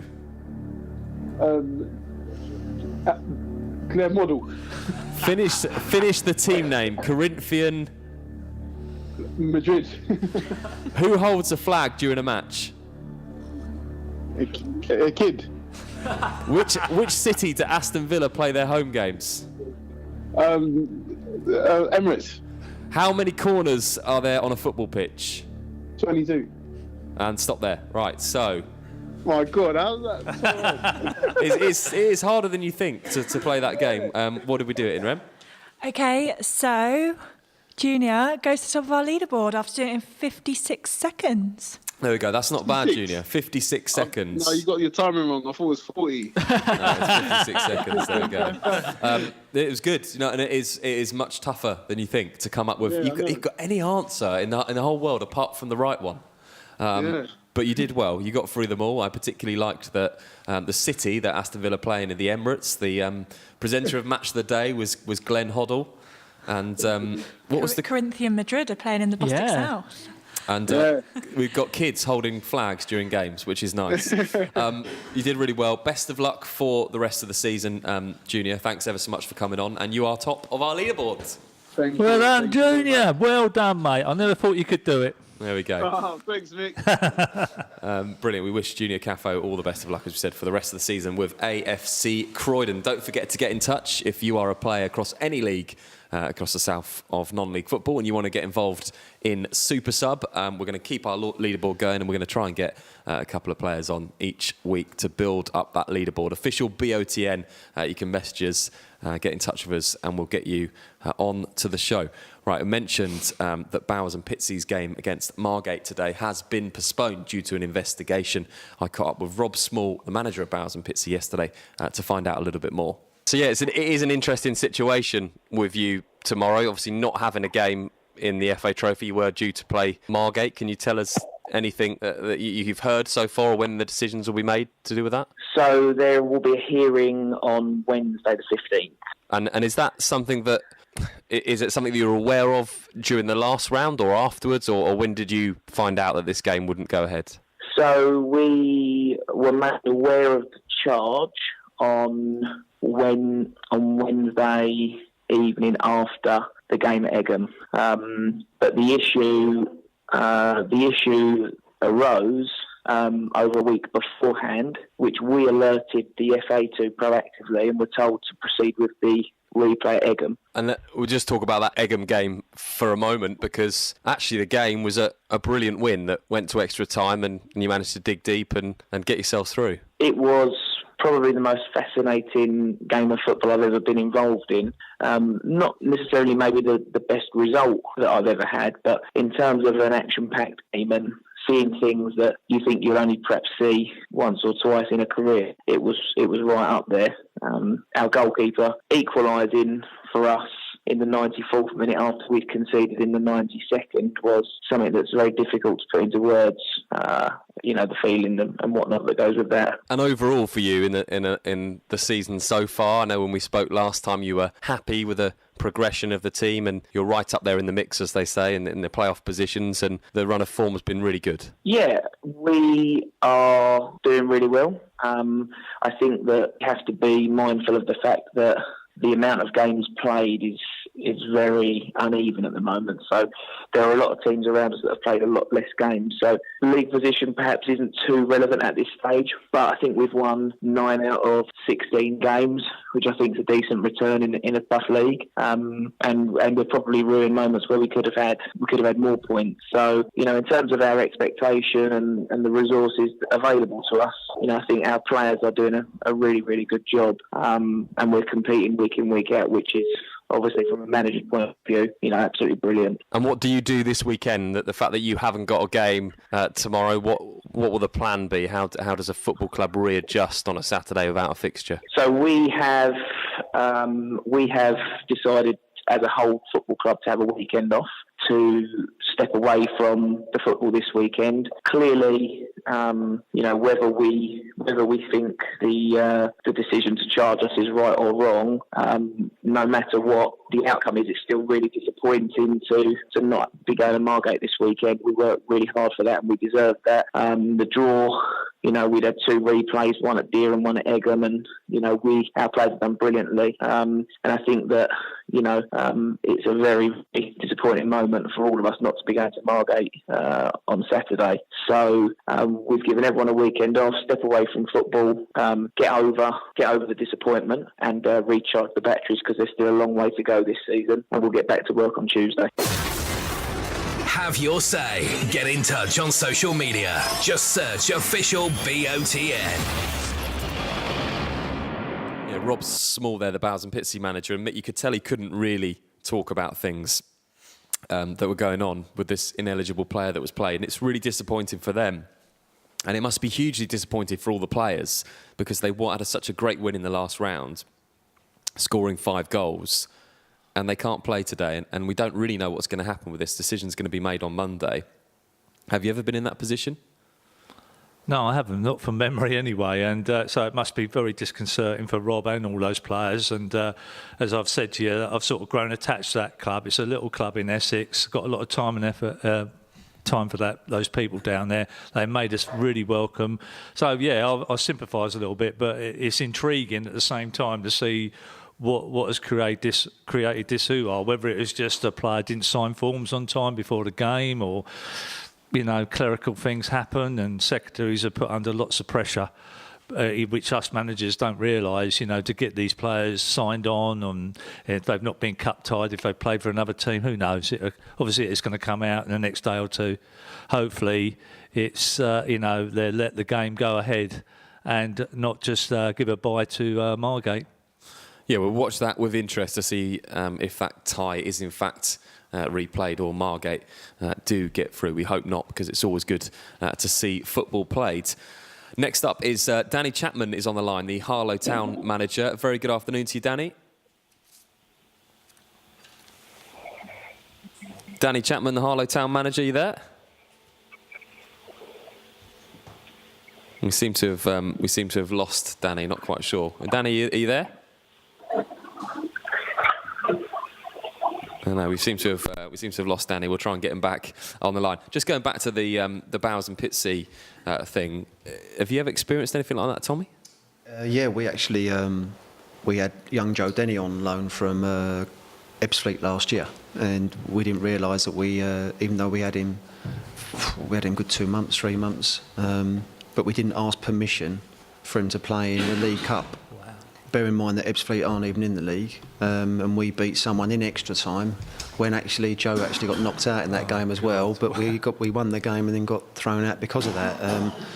I just think, I know there's rules, but I just think common sense seems to have, you know, if he's played for somebody else, fine, but for being a few minutes late or not asking permission when he's actually played for you in all the cups, I think common sense seems to go out the window a little bit. And let's now see if we can speak to Danny, the Harlow Town manager. Danny, good afternoon to you. Good afternoon, mate. You okay? Yeah, very good. Thanks for joining us. We're just talking about the game between Bowes and Pitsea and Margate being postponed because they played an ineligible player in the last round. Has that ever happened to you in management? It's not actually happened to us, where we've unfortunately fell victim of it a few years ago when Thurrock ended up going down. Because they played an ineligible player. I can't remember the player's name in question now, but we was looking to sign him. It was our secretary done a bit of digging and found out that he was ineligible to play. And if he hadn't done, then we would have ended up going down ourselves as well in that particular year. So it's a difficult one. Sometimes, when players play, I don't know where else he was playing, but on that particular occasion, again, the lad was playing for a Sunday morning team, which he shouldn't have been doing in the first place. But sometimes you can't always find out these things. But yeah, it's a bit harsh, I think. And for you today, really interesting game up against the league leaders, Dulwich, and you've played them obviously once before this season. It's cup football this time in the FA Trophy. Does that give you a little bit more licence to go at Dulwich? Well, yeah, cup football's cup football, isn't it? It's a one-off game. You find the team throw everything into it. I mean, we have played them twice this year already in the league, and earlier on in the season they beat us at home 3-2, and we deserved something on that particular day. And then we played them just over a month ago at Dulwich, and they beat us 4-0. And don't get me wrong, as much as we actually sort of helped them with 2 of the goals, they was well worth their win on the night. So yeah, but it's a new day, cup tie, and hopefully with the support it should be a good game. And you've had a tough run of fixtures because you came through your FA Trophy game against Aylesbury, you've played Leiston, you've got Dulwich today, and you've got Billericay next Saturday. So it's a tough run for you. It is a tough run. You're right, but then you have to play everyone at some point during the season. So whenever that is, we as you mentioned, we played Dulwich on Tuesday night. It was probably one of our best performances of the season. And the score line doesn't really say what the game was about. We could have been sort of 3 or 4. So hopefully we can take that into today's game. And I think that, the best way to be against Dulwich. I know a lot of teams sort of sit off against them, but I don't think for us that's the right way. And we're at home. We need to be on the front foot and take the game to Dulwich. What are your thoughts on the season so far for Harlow Town? Yeah, it's obviously been very indifferent. Obviously, last year we ended up finishing 10th, but with 3 games of the season to go, we was in a genuine shout of the playoffs. So, obviously, this season being the results that we've had, has not been what the plan was. But obviously, the expectation level has gone through the roof here. Obviously, getting promoted the season before last, and then obviously finishing just outside the playoffs last year. But there's been numerous factors that have contributed towards it. But we're now starting to get back, the players that we've got that have been out. And yeah, hopefully in the next sort of 3 weeks to a month, we'll be able to put out what I feel is our best 11 because we've not been able to do that this year yet. So it's not been the greatest of starts, but over the past 3 weeks, you can see that performance levels are starting to get back to where we expect them to be, and hopefully we can start kicking on now. How does that affect you as a manager when obviously sometimes things are out of your control with players that are out and things not quite going your way? Do you have to remain strong as a manager and say, well, my expectations going into the season were X, so I'm not going to change that. I still believe, such a long way to go that this is my target, or do you have to change your targets because of these things that go against you? Yeah, well, I think you have to change your targets accordingly. Obviously, at the start of the year, we had a certain target, and even if we'd have had every single player fit from the beginning, you give yourself a certain period of time, and then you look at what your target was. Is that still reachable, or do we need to set a new target in place? But if you look at the league table at the moment, apart from sort of the top end, if you like, the scale between I think it's sort of like 20th and 6th is like 10 points, which is nothing at this level of football. You see loads of teams do it every year, not just in this league, in the league below, the league above, where you'll have 2 or 3 teams that will put a run together of sort of 3-4 wins, and all of a sudden they're back in, and people talking about them possibly being playoff contenders again. So yeah, it just depends on how the next sort of, or from now till Christmas goes, and then we'll sit down and sort of be realistic about where we think that we could be coming into the season. Well, listen, we wish you all the best with it for the rest of the season. I'm sure we'll catch up again soon. Yeah. Good luck with the tie today as well. FA Trophy, exciting day, and of course, taking on Dulwich Hamlet. Yeah, I appreciate it. Thank you very much. Thanks for coming on, Danny. Thank you. No problem. Bye-bye. Danny Chapman, the Harlow Town manager, and he mentioned it there in the interview, Mick. Difficult start to the season, not where he wants to be.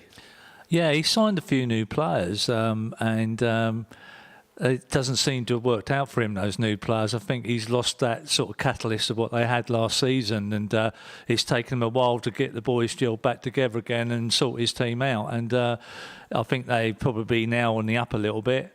And as long as they keep that siren going, which they got down there, and they get the supporters right behind them, you know what I mean, then they've got half a chance. They really have got half a chance. Yeah, one of our producers, Luke, went down to one of those games to do a bit of research, and certainly he had a few comments about that siren. Tommy, it's interesting when you hear from other managers in different positions, and there's a lot that goes on around clubs, and you sometimes fluctuate positions in the league, and it's really interesting to when you experience being in the dressing rooms and being in and around the clubs, and how they perhaps turn things around and different motivations for different situations in the season. Yeah, I think the most important thing is one thing Danny said there that I've always agreed with is league positions don't really matter. It's the points, how far away you are points wise, because you could be, like you say, second, third from bottom and be 9 points off of a playoff spot. So even though it's not nice to see it, because sometimes mentally it affects fans probably more than the players, our job is to go in there and go, this time next week you can go win and be back amongst it. And as long as you're playing well and you're honest and you go on what you see, it will come. But if it's not, I know Danny's took one of our players, Toby Jaya's gone down there this week, but I'm not sure if he's trophy tied today or not. So I know he's trying to freshen things up down there. But it's like Mick said, it's a great setup down there, and the fans they've got down there. Now I don't play them anymore. The only thing I would say to them is just stay behind the dugout, the away dugout, because when half time comes and they go down the other end behind their dugout, we're like, thank God for that. But they don't let off. And Bodie, for you, I was going to ask, as a player, every game that comes around, is it a case of you just focused in on that game, or do you think as a player, we're in this position, if we win today, it's this amount of points, and I want to be here, and you look at other results as well? Yeah, I think more so I go by game basis. So if I can focus on one game and achieve the best of my ability, and hopefully that brings the team together to perform as well, and hopefully consistently we'll be getting wins. So then that will really, at the end of it, you will pretty much be where you want to be. So I'll go for game by game rather than trying to overthink it and look too much into depth.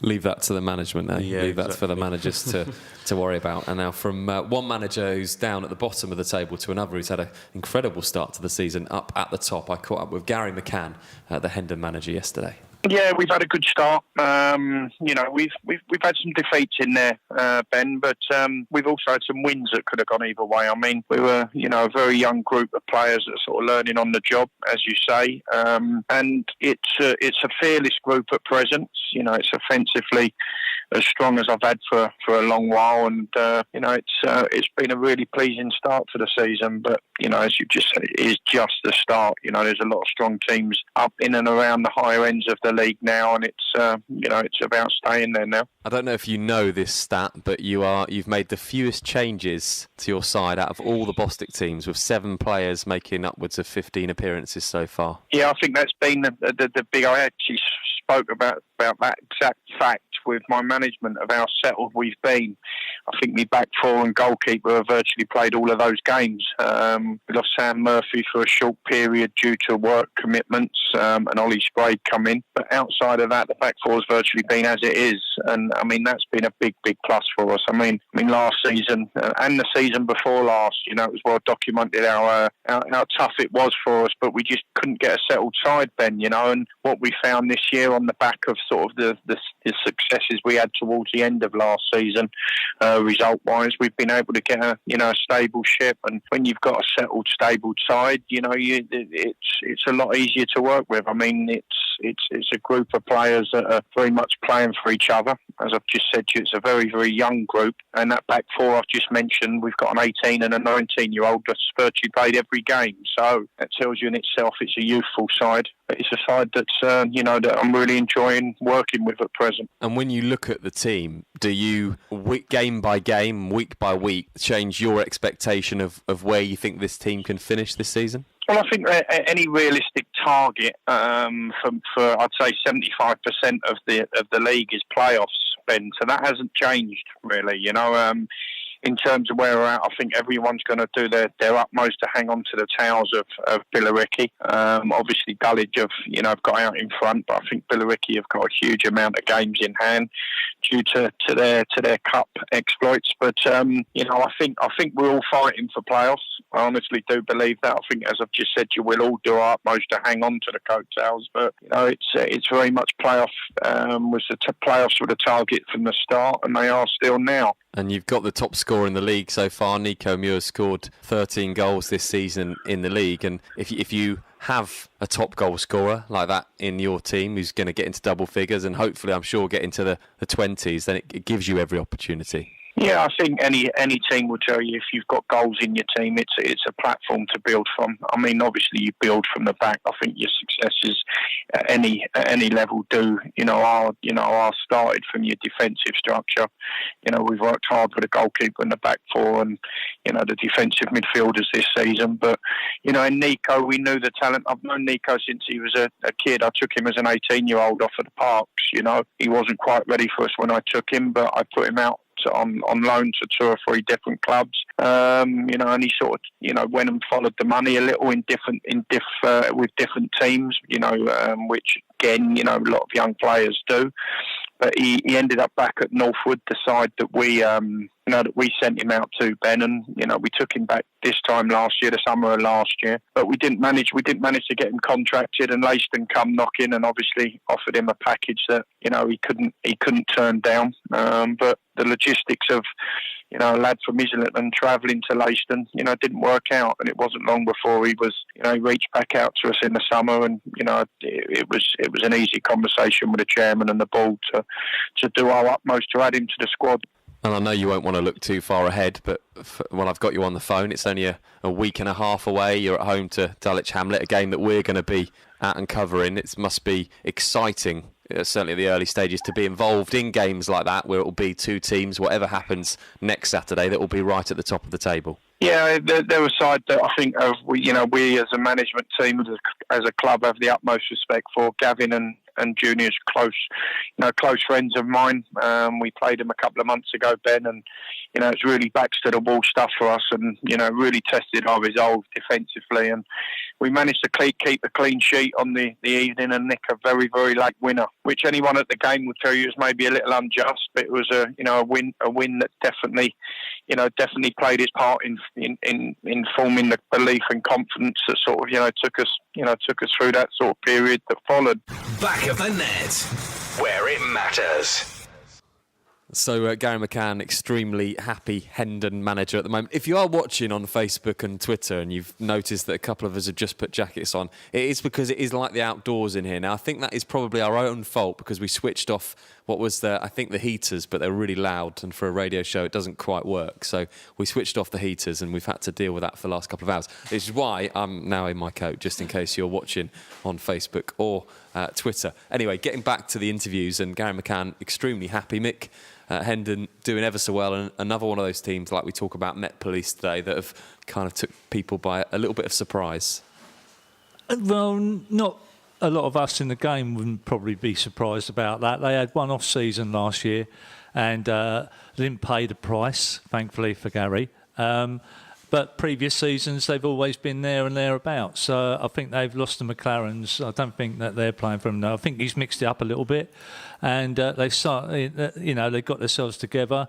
I was surprised about Kingstonian turning them over the other week, but then Lee's gone in there with a new emphasis, and they don't often lose at home, Hendon. So I'm wondering whether that little knock, it'd be interesting to see how Hendon come back from that little knock that they've taken, because I always think when teams are on a good run and then they lose, whether they've got that bounce back ability sort of to get back on it again. So that'll be, I'm sure Gary will have them on song today, but I'll be looking at that result, how well they do. And we will see Hendon in a couple of weeks' time as they take on Dulwich, so it's a top of the table clash, and that'll be really interesting because that's a big test for them. Massive test. Probably Tommy's got a view on that. Have you got a view on that, Tommy? I just think with Gary, like I say, he's been there so long now. it doesn't surprise me at all that they're up there. The only thing is there are some big hitters in that league this year, and I think with strength in depth that might come to fruition at the end of the season. But I would like to see him make the playoffs at least and make a fist of it, because like I said, he's done a fantastic job down there. It's nice to see, because every manager has a bad time or a bad season. It's nice to see that there's a little bit of loyalty both ways, where he's had the chance to have a go this year and give him the backing to push on. But I wouldn't be surprised to see him in there. But you're talking about him and people like Neil Cugley, like Cugs at Folkestone, absolutely flying at the moment. I speak to Cugs a lot, and I'd love to see them two teams in and around it at the end. And we look at the top 10, and I stopped a little bit earlier from talking about the table because I knew that this would come up after the Hendon interview. And you've got Dulwich and Met Police and Hendon, Folkestone Invicta up there as well, and Billericay making the playoffs. And we're going to talk in a minute about things around non-league, and we'll talk about the Leatherhead-Billericay game. But this Billericay situation now, they've played 11 games. Dulwich have played 16. They are accumulating a lot of games, and they've obviously got this replay against Leatherhead as well, and they've got to fit in another cup game in the Essex Senior Cup. Is this going to be the problem for Billericay? Could this be the thing that means they may have to go through the playoffs, or they may not get promoted this year because they've got a huge fixture pile up now? You know what, it could happen that they end up being in the playoffs rather than win this league outright. Yes, they're bringing in plenty of good replacements at a cost, but I think Glenn himself will acknowledge continuity is how you win games. It's not necessarily the quality that's always in that side. I think continuity is big for me, or it always has been in my managerial career, putting that best 11 players that have been playing together week in, week out.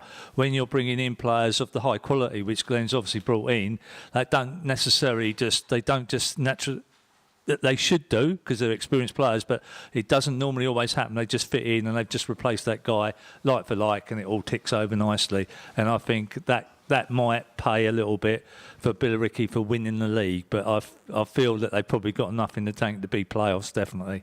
I was just asking one of our producers, Luke, to do the maths, which they would, if they had played 16, if they win all their games in hand, 5 games, they'd have 43 points. So it would take them with a nice, healthy lead at the top. But it's so difficult to say that they were going to win those 5 games in hand. We all play that game. I'd do that on a bit of paper.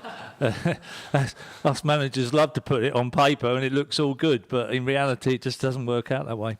We haven't done this too much this season because we've let the season flow and get into the games, but we're looking at the table now. We've got the likes of Staines, Leiston, Kingstonian and Margate, all big clubs just outside the playoffs as well. So this is going to be a really interesting battle for the playoffs. Are we saying that for the promotion slot, people look at Dulwich and Billericay and assume that one of those two teams will get it? Is there a few more that might have a say in that? Yeah, because it's not done and dusted yet. As I say, Billericay have got a lot of games to get in and fit in, and I just think there'll be other teams that are going to be there and thereabouts. And you only need one team, and normally there's a team that goes on a run just after Christmas or before Christmas, and they put themselves in that frame. And I think, in all honesty, where are Merstham at the minute, just out of interest? I'm picking them. Where are they at the minute? They're about 14th, 15th, are they? Yeah, Merstham down in 14th. Yeah. And that, I ain't being funny, but if they put a couple of players in, which they've obviously they've strengthened in the list last week, who's to say that they couldn't get in there? They're not miles off. When you look at the points and some team puts a run in, you'd be quite surprised how that can change.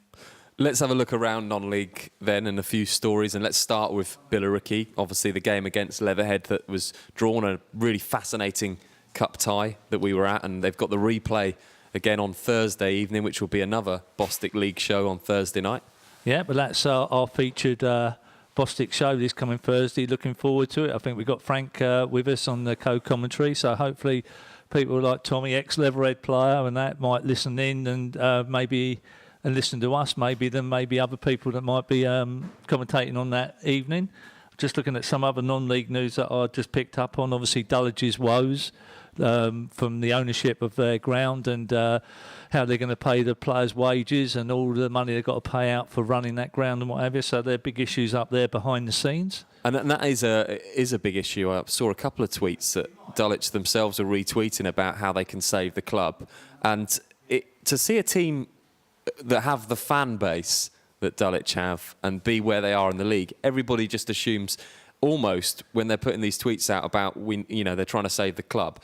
I think it's where people are sort of thinking they'll be fine because they've got all the fan base, they've got this, that, and the other. But sometimes it's maybe if it was a smaller club and perhaps people would be a little bit more okay. We need to do something to maybe get involved in this. Do you think there's a danger that people are thinking, well, Dulwich Hamlet will just be fine because they're Dulwich Hamlet? Well, it is a danger, but I think they will be fine. I think the mayor stepped in as well, hasn't he? The London mayor stepped in and said that he's obviously, I don't know if he's a football follower, but I think he's put his weight behind it as well and put the pressure on for these ground developers to sort of not just fold Dulwich in effectively by not supporting them financially. So I think they'd be fine. But as you say, there is a danger that everyone thinks they're going to be fine, then no one puts their hand in the pocket to actually help them. A ground share possibly for them, is that something that you think might happen? Don't know. Quite up near Crystal Palace, aren't they? You think Dartford might push you out and bring them here? Years to wait. Anything else from around non-league, Mick? And the only other one thing, funny, ironically, it's another one of Tommy's old clubs, Tunbridge Angels. Steve McKinnon down there, and Barry. They seem to have they've not set the mark off really well as what they'd done last year, and they keep chopping and changing. I noticed they brought 3 more players in, and they've let Andre McCollins go. So wherever he ends up, that team will probably gain an advantage through that, which is quite strange, letting a big sort of centre forward like that go, Tommy. Yeah, I spoke to Macca in the week because obviously about players. It was just a case of trying to free some money up. He's bringing 3 in. There's a couple of lads gone out on loan and all some youngsters. So out the boys that have gone out, he's just had to freshen it up with the way things have gone. And hopefully that draws dividends for him today. But that's why Andre and the 2 boys have gone out on loan, just really to freshen things up. Oh, is Andre gone? Sorry, Andre's gone and the other 2 youngsters have gone out on loan. Right, yeah, because they were fully expecting this. Obviously, you had great times at Tunbridge, but I'm sure Steve is very disappointed where he is at the minute and really wants to put that right. Well, I think him and Leverhead at the moment are the 2 teams that are down there that I think will make a late gallop. Yeah, plenty more from around the non-leagues next week on the show. Still got Mick's quick 6 to look forward to between now and 1 o'clock, and also get supporters on from Thamesmead Town and Met Police. But before we do that, we're going to speak to Glenn Driver, Leicester manager. A bit of a mixed bag recently. They were right up in the playoffs and they've dropped out a little bit. And Glenn, I asked him yesterday just what's happened at the club. Yeah, but it's a very interesting weekend for you guys. Obviously going up against Dorking Wanderers, who you've played recently. Does that help you in any way? Not really. We've had a bit of a bad time of late.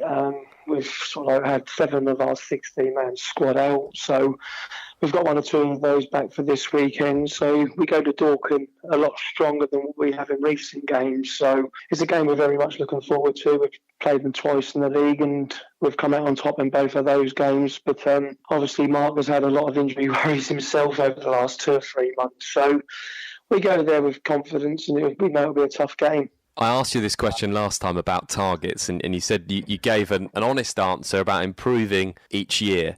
As a manager, do your targets fluctuate when you hit these bad runs of form, or do you have to keep focused and say, no, my target was this at the beginning of the season, this is what it will always be? No, you have to stick to what you believe in, Ben. And I think as a football club, we have to keep improving year on year.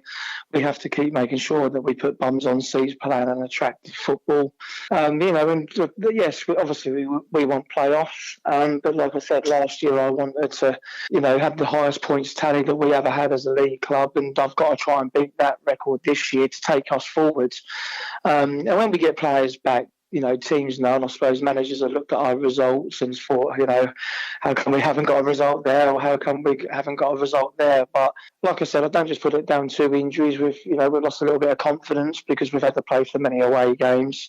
But yeah, like I said, moving forward as a young manager, learning all the time, you want to better last season's efforts, and that will very much stay the case with myself.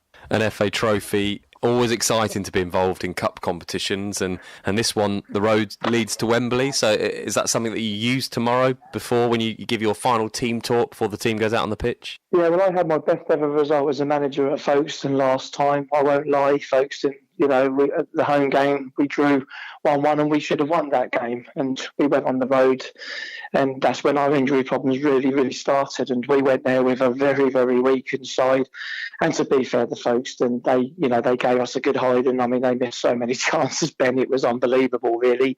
And we managed to sort of like nick a draw and then go on and win in penalties in extra time. And it goes down as the best achievement for myself as a manager with what I had, the players I had out, the young players that came in. And, there's no pictures on the scorecard, and we got through. And, we'll use that in the next, in the round against Dorking. We'll remind our senior players that kids have come in and got us to where we are for tomorrow's game. And we have to make sure that, we're at it. And the senior players coming in have to make sure that the young kids who got us to this round are rewarded by hopefully taking them a little bit further and playing in front of bigger games. So, yeah, it's a big game for us tomorrow, one I'm really looking forward to. For the best highlights from across the Bostik Leagues, visit youtube.com/back of the net. Yeah, it'll be interesting to see how Leiston's fortunes turn round now that they've got all their players back and, of course, playing Dorking Wanderers in that FA Trophy game today. Almost at the end of the show, still got Mick's Quick Six to come. First of all, we're going to speak to a couple of fans of both clubs. And Steve, first of all, very good afternoon to you, the Thamesmead Town fan. Afternoon, how are you doing? Yeah, I'm very well, thank you. You looking forward to your side's FA Trophy game today? Yes, yep, can't wait. And how do you rate the team's performance this season? What we always like to do is actually ask if there's anything you'd change as a supporter of the club if you were the manager. No, not a lot. I'd like to get Tash back. That'd be nice if Tom could do that. But, we've done well getting him in the first place. But, yeah, that'd be great to see that. But I'm sure Tom pull another rabbit out of the hat and find us someone else who keeps doing it.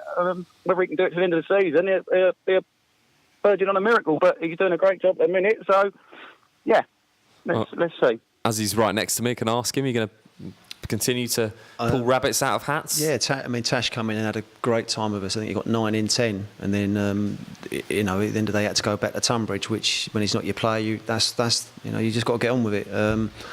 Like I said, I'm hoping to bring somebody in today. I don't want to tempt fate and just want to make sure he turns up, because I did sign a lad before and was expecting him to come and something happened personally with him and it didn't happen. So that's all you do. You just ring managers up, you see what's out there, you talk to players, and that's all you can do. It's a numbers game. We do have to freshen things up the best we can, but we run with a very small squad, so 9 times out of 10 it is 1 out, 1 in. And Sean, very good afternoon to you, Met Police fan. Hello. How are you doing, Sean? Yeah, not too bad, thank you. Good. Expectations must be high in the club as you're second in the league. Are you looking forward to the FA Trophy? Definitely. We're on a bit of a run at the moment. So the main thing is keeping that positive momentum, regardless of the competition, I guess.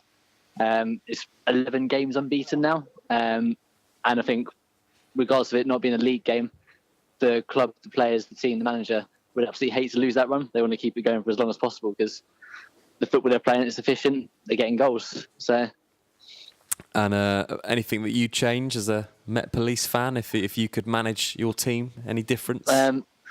Very little. Just make sure we don't lose anyone. There's a couple of very key players. The 2 strikers at the moment, Macklin and Wright, are in fantastic form. So it's ensuring they don't pick up any injuries, and that there's no other club sniffing around for them.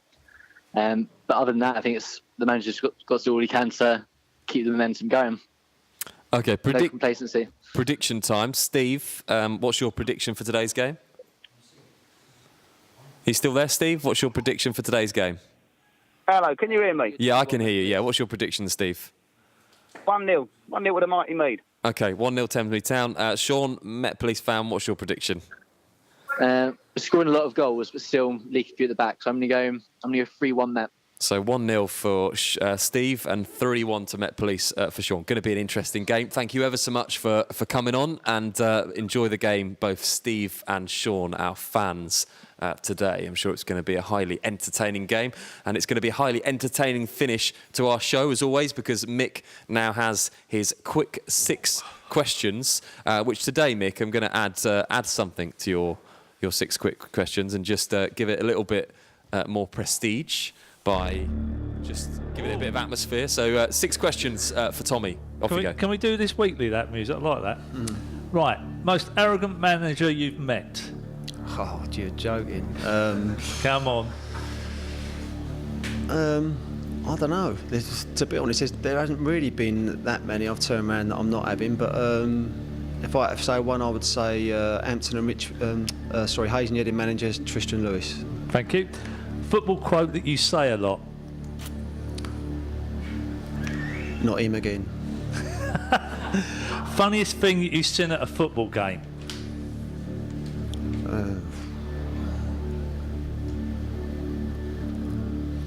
God, could have shown me these, Mick. I'll push on. I'll push on. that. How would you describe your style of management in one word? Enjoyable. Best mate in football? I suppose it's got to be Obi, Alex O'Brien. Your number 2's most annoying trait? Not staying for a drink after the game. Wow, I like that one. Good one, Tom. There we go. Good to finish on Mick's quick 6. Bodie, thank you ever so much for joining us on the show. Best of luck with your performance this afternoon. We're going to be rating it, sort of looking at Kante and giving you a rating after the game. Mick picks the man of the match as well, so there's something to aim for. Tommy, thanks for coming on the show, and best of luck for today and the rest of the season. We look forward to seeing the game, and we'll obviously speak to you afterwards as well. Thank you. Thank you very much. And Mick, as always, thank you very much. And our producers, Remy, Luke, and not forgetting Dara over there doing a fantastic job for us. That's it for the show today. Don't forget the Bostik League show highlights tomorrow from 10 o'clock will be Thamesmead Town against Met Police. And there'll be, of course, a plethora of other goals in the show as well. Extra games next week, and we'll have live commentary from Leatherhead's trip to Billericay in the FA Cup. First round replay, an extra Bostik show for you next week as well. Back of the Net, powered by Promote UK. We're really good at what we do. Head to backofthenetsouth.co.uk tomorrow morning for video highlights and full match reaction of today's games. Back of the Net, where it matters.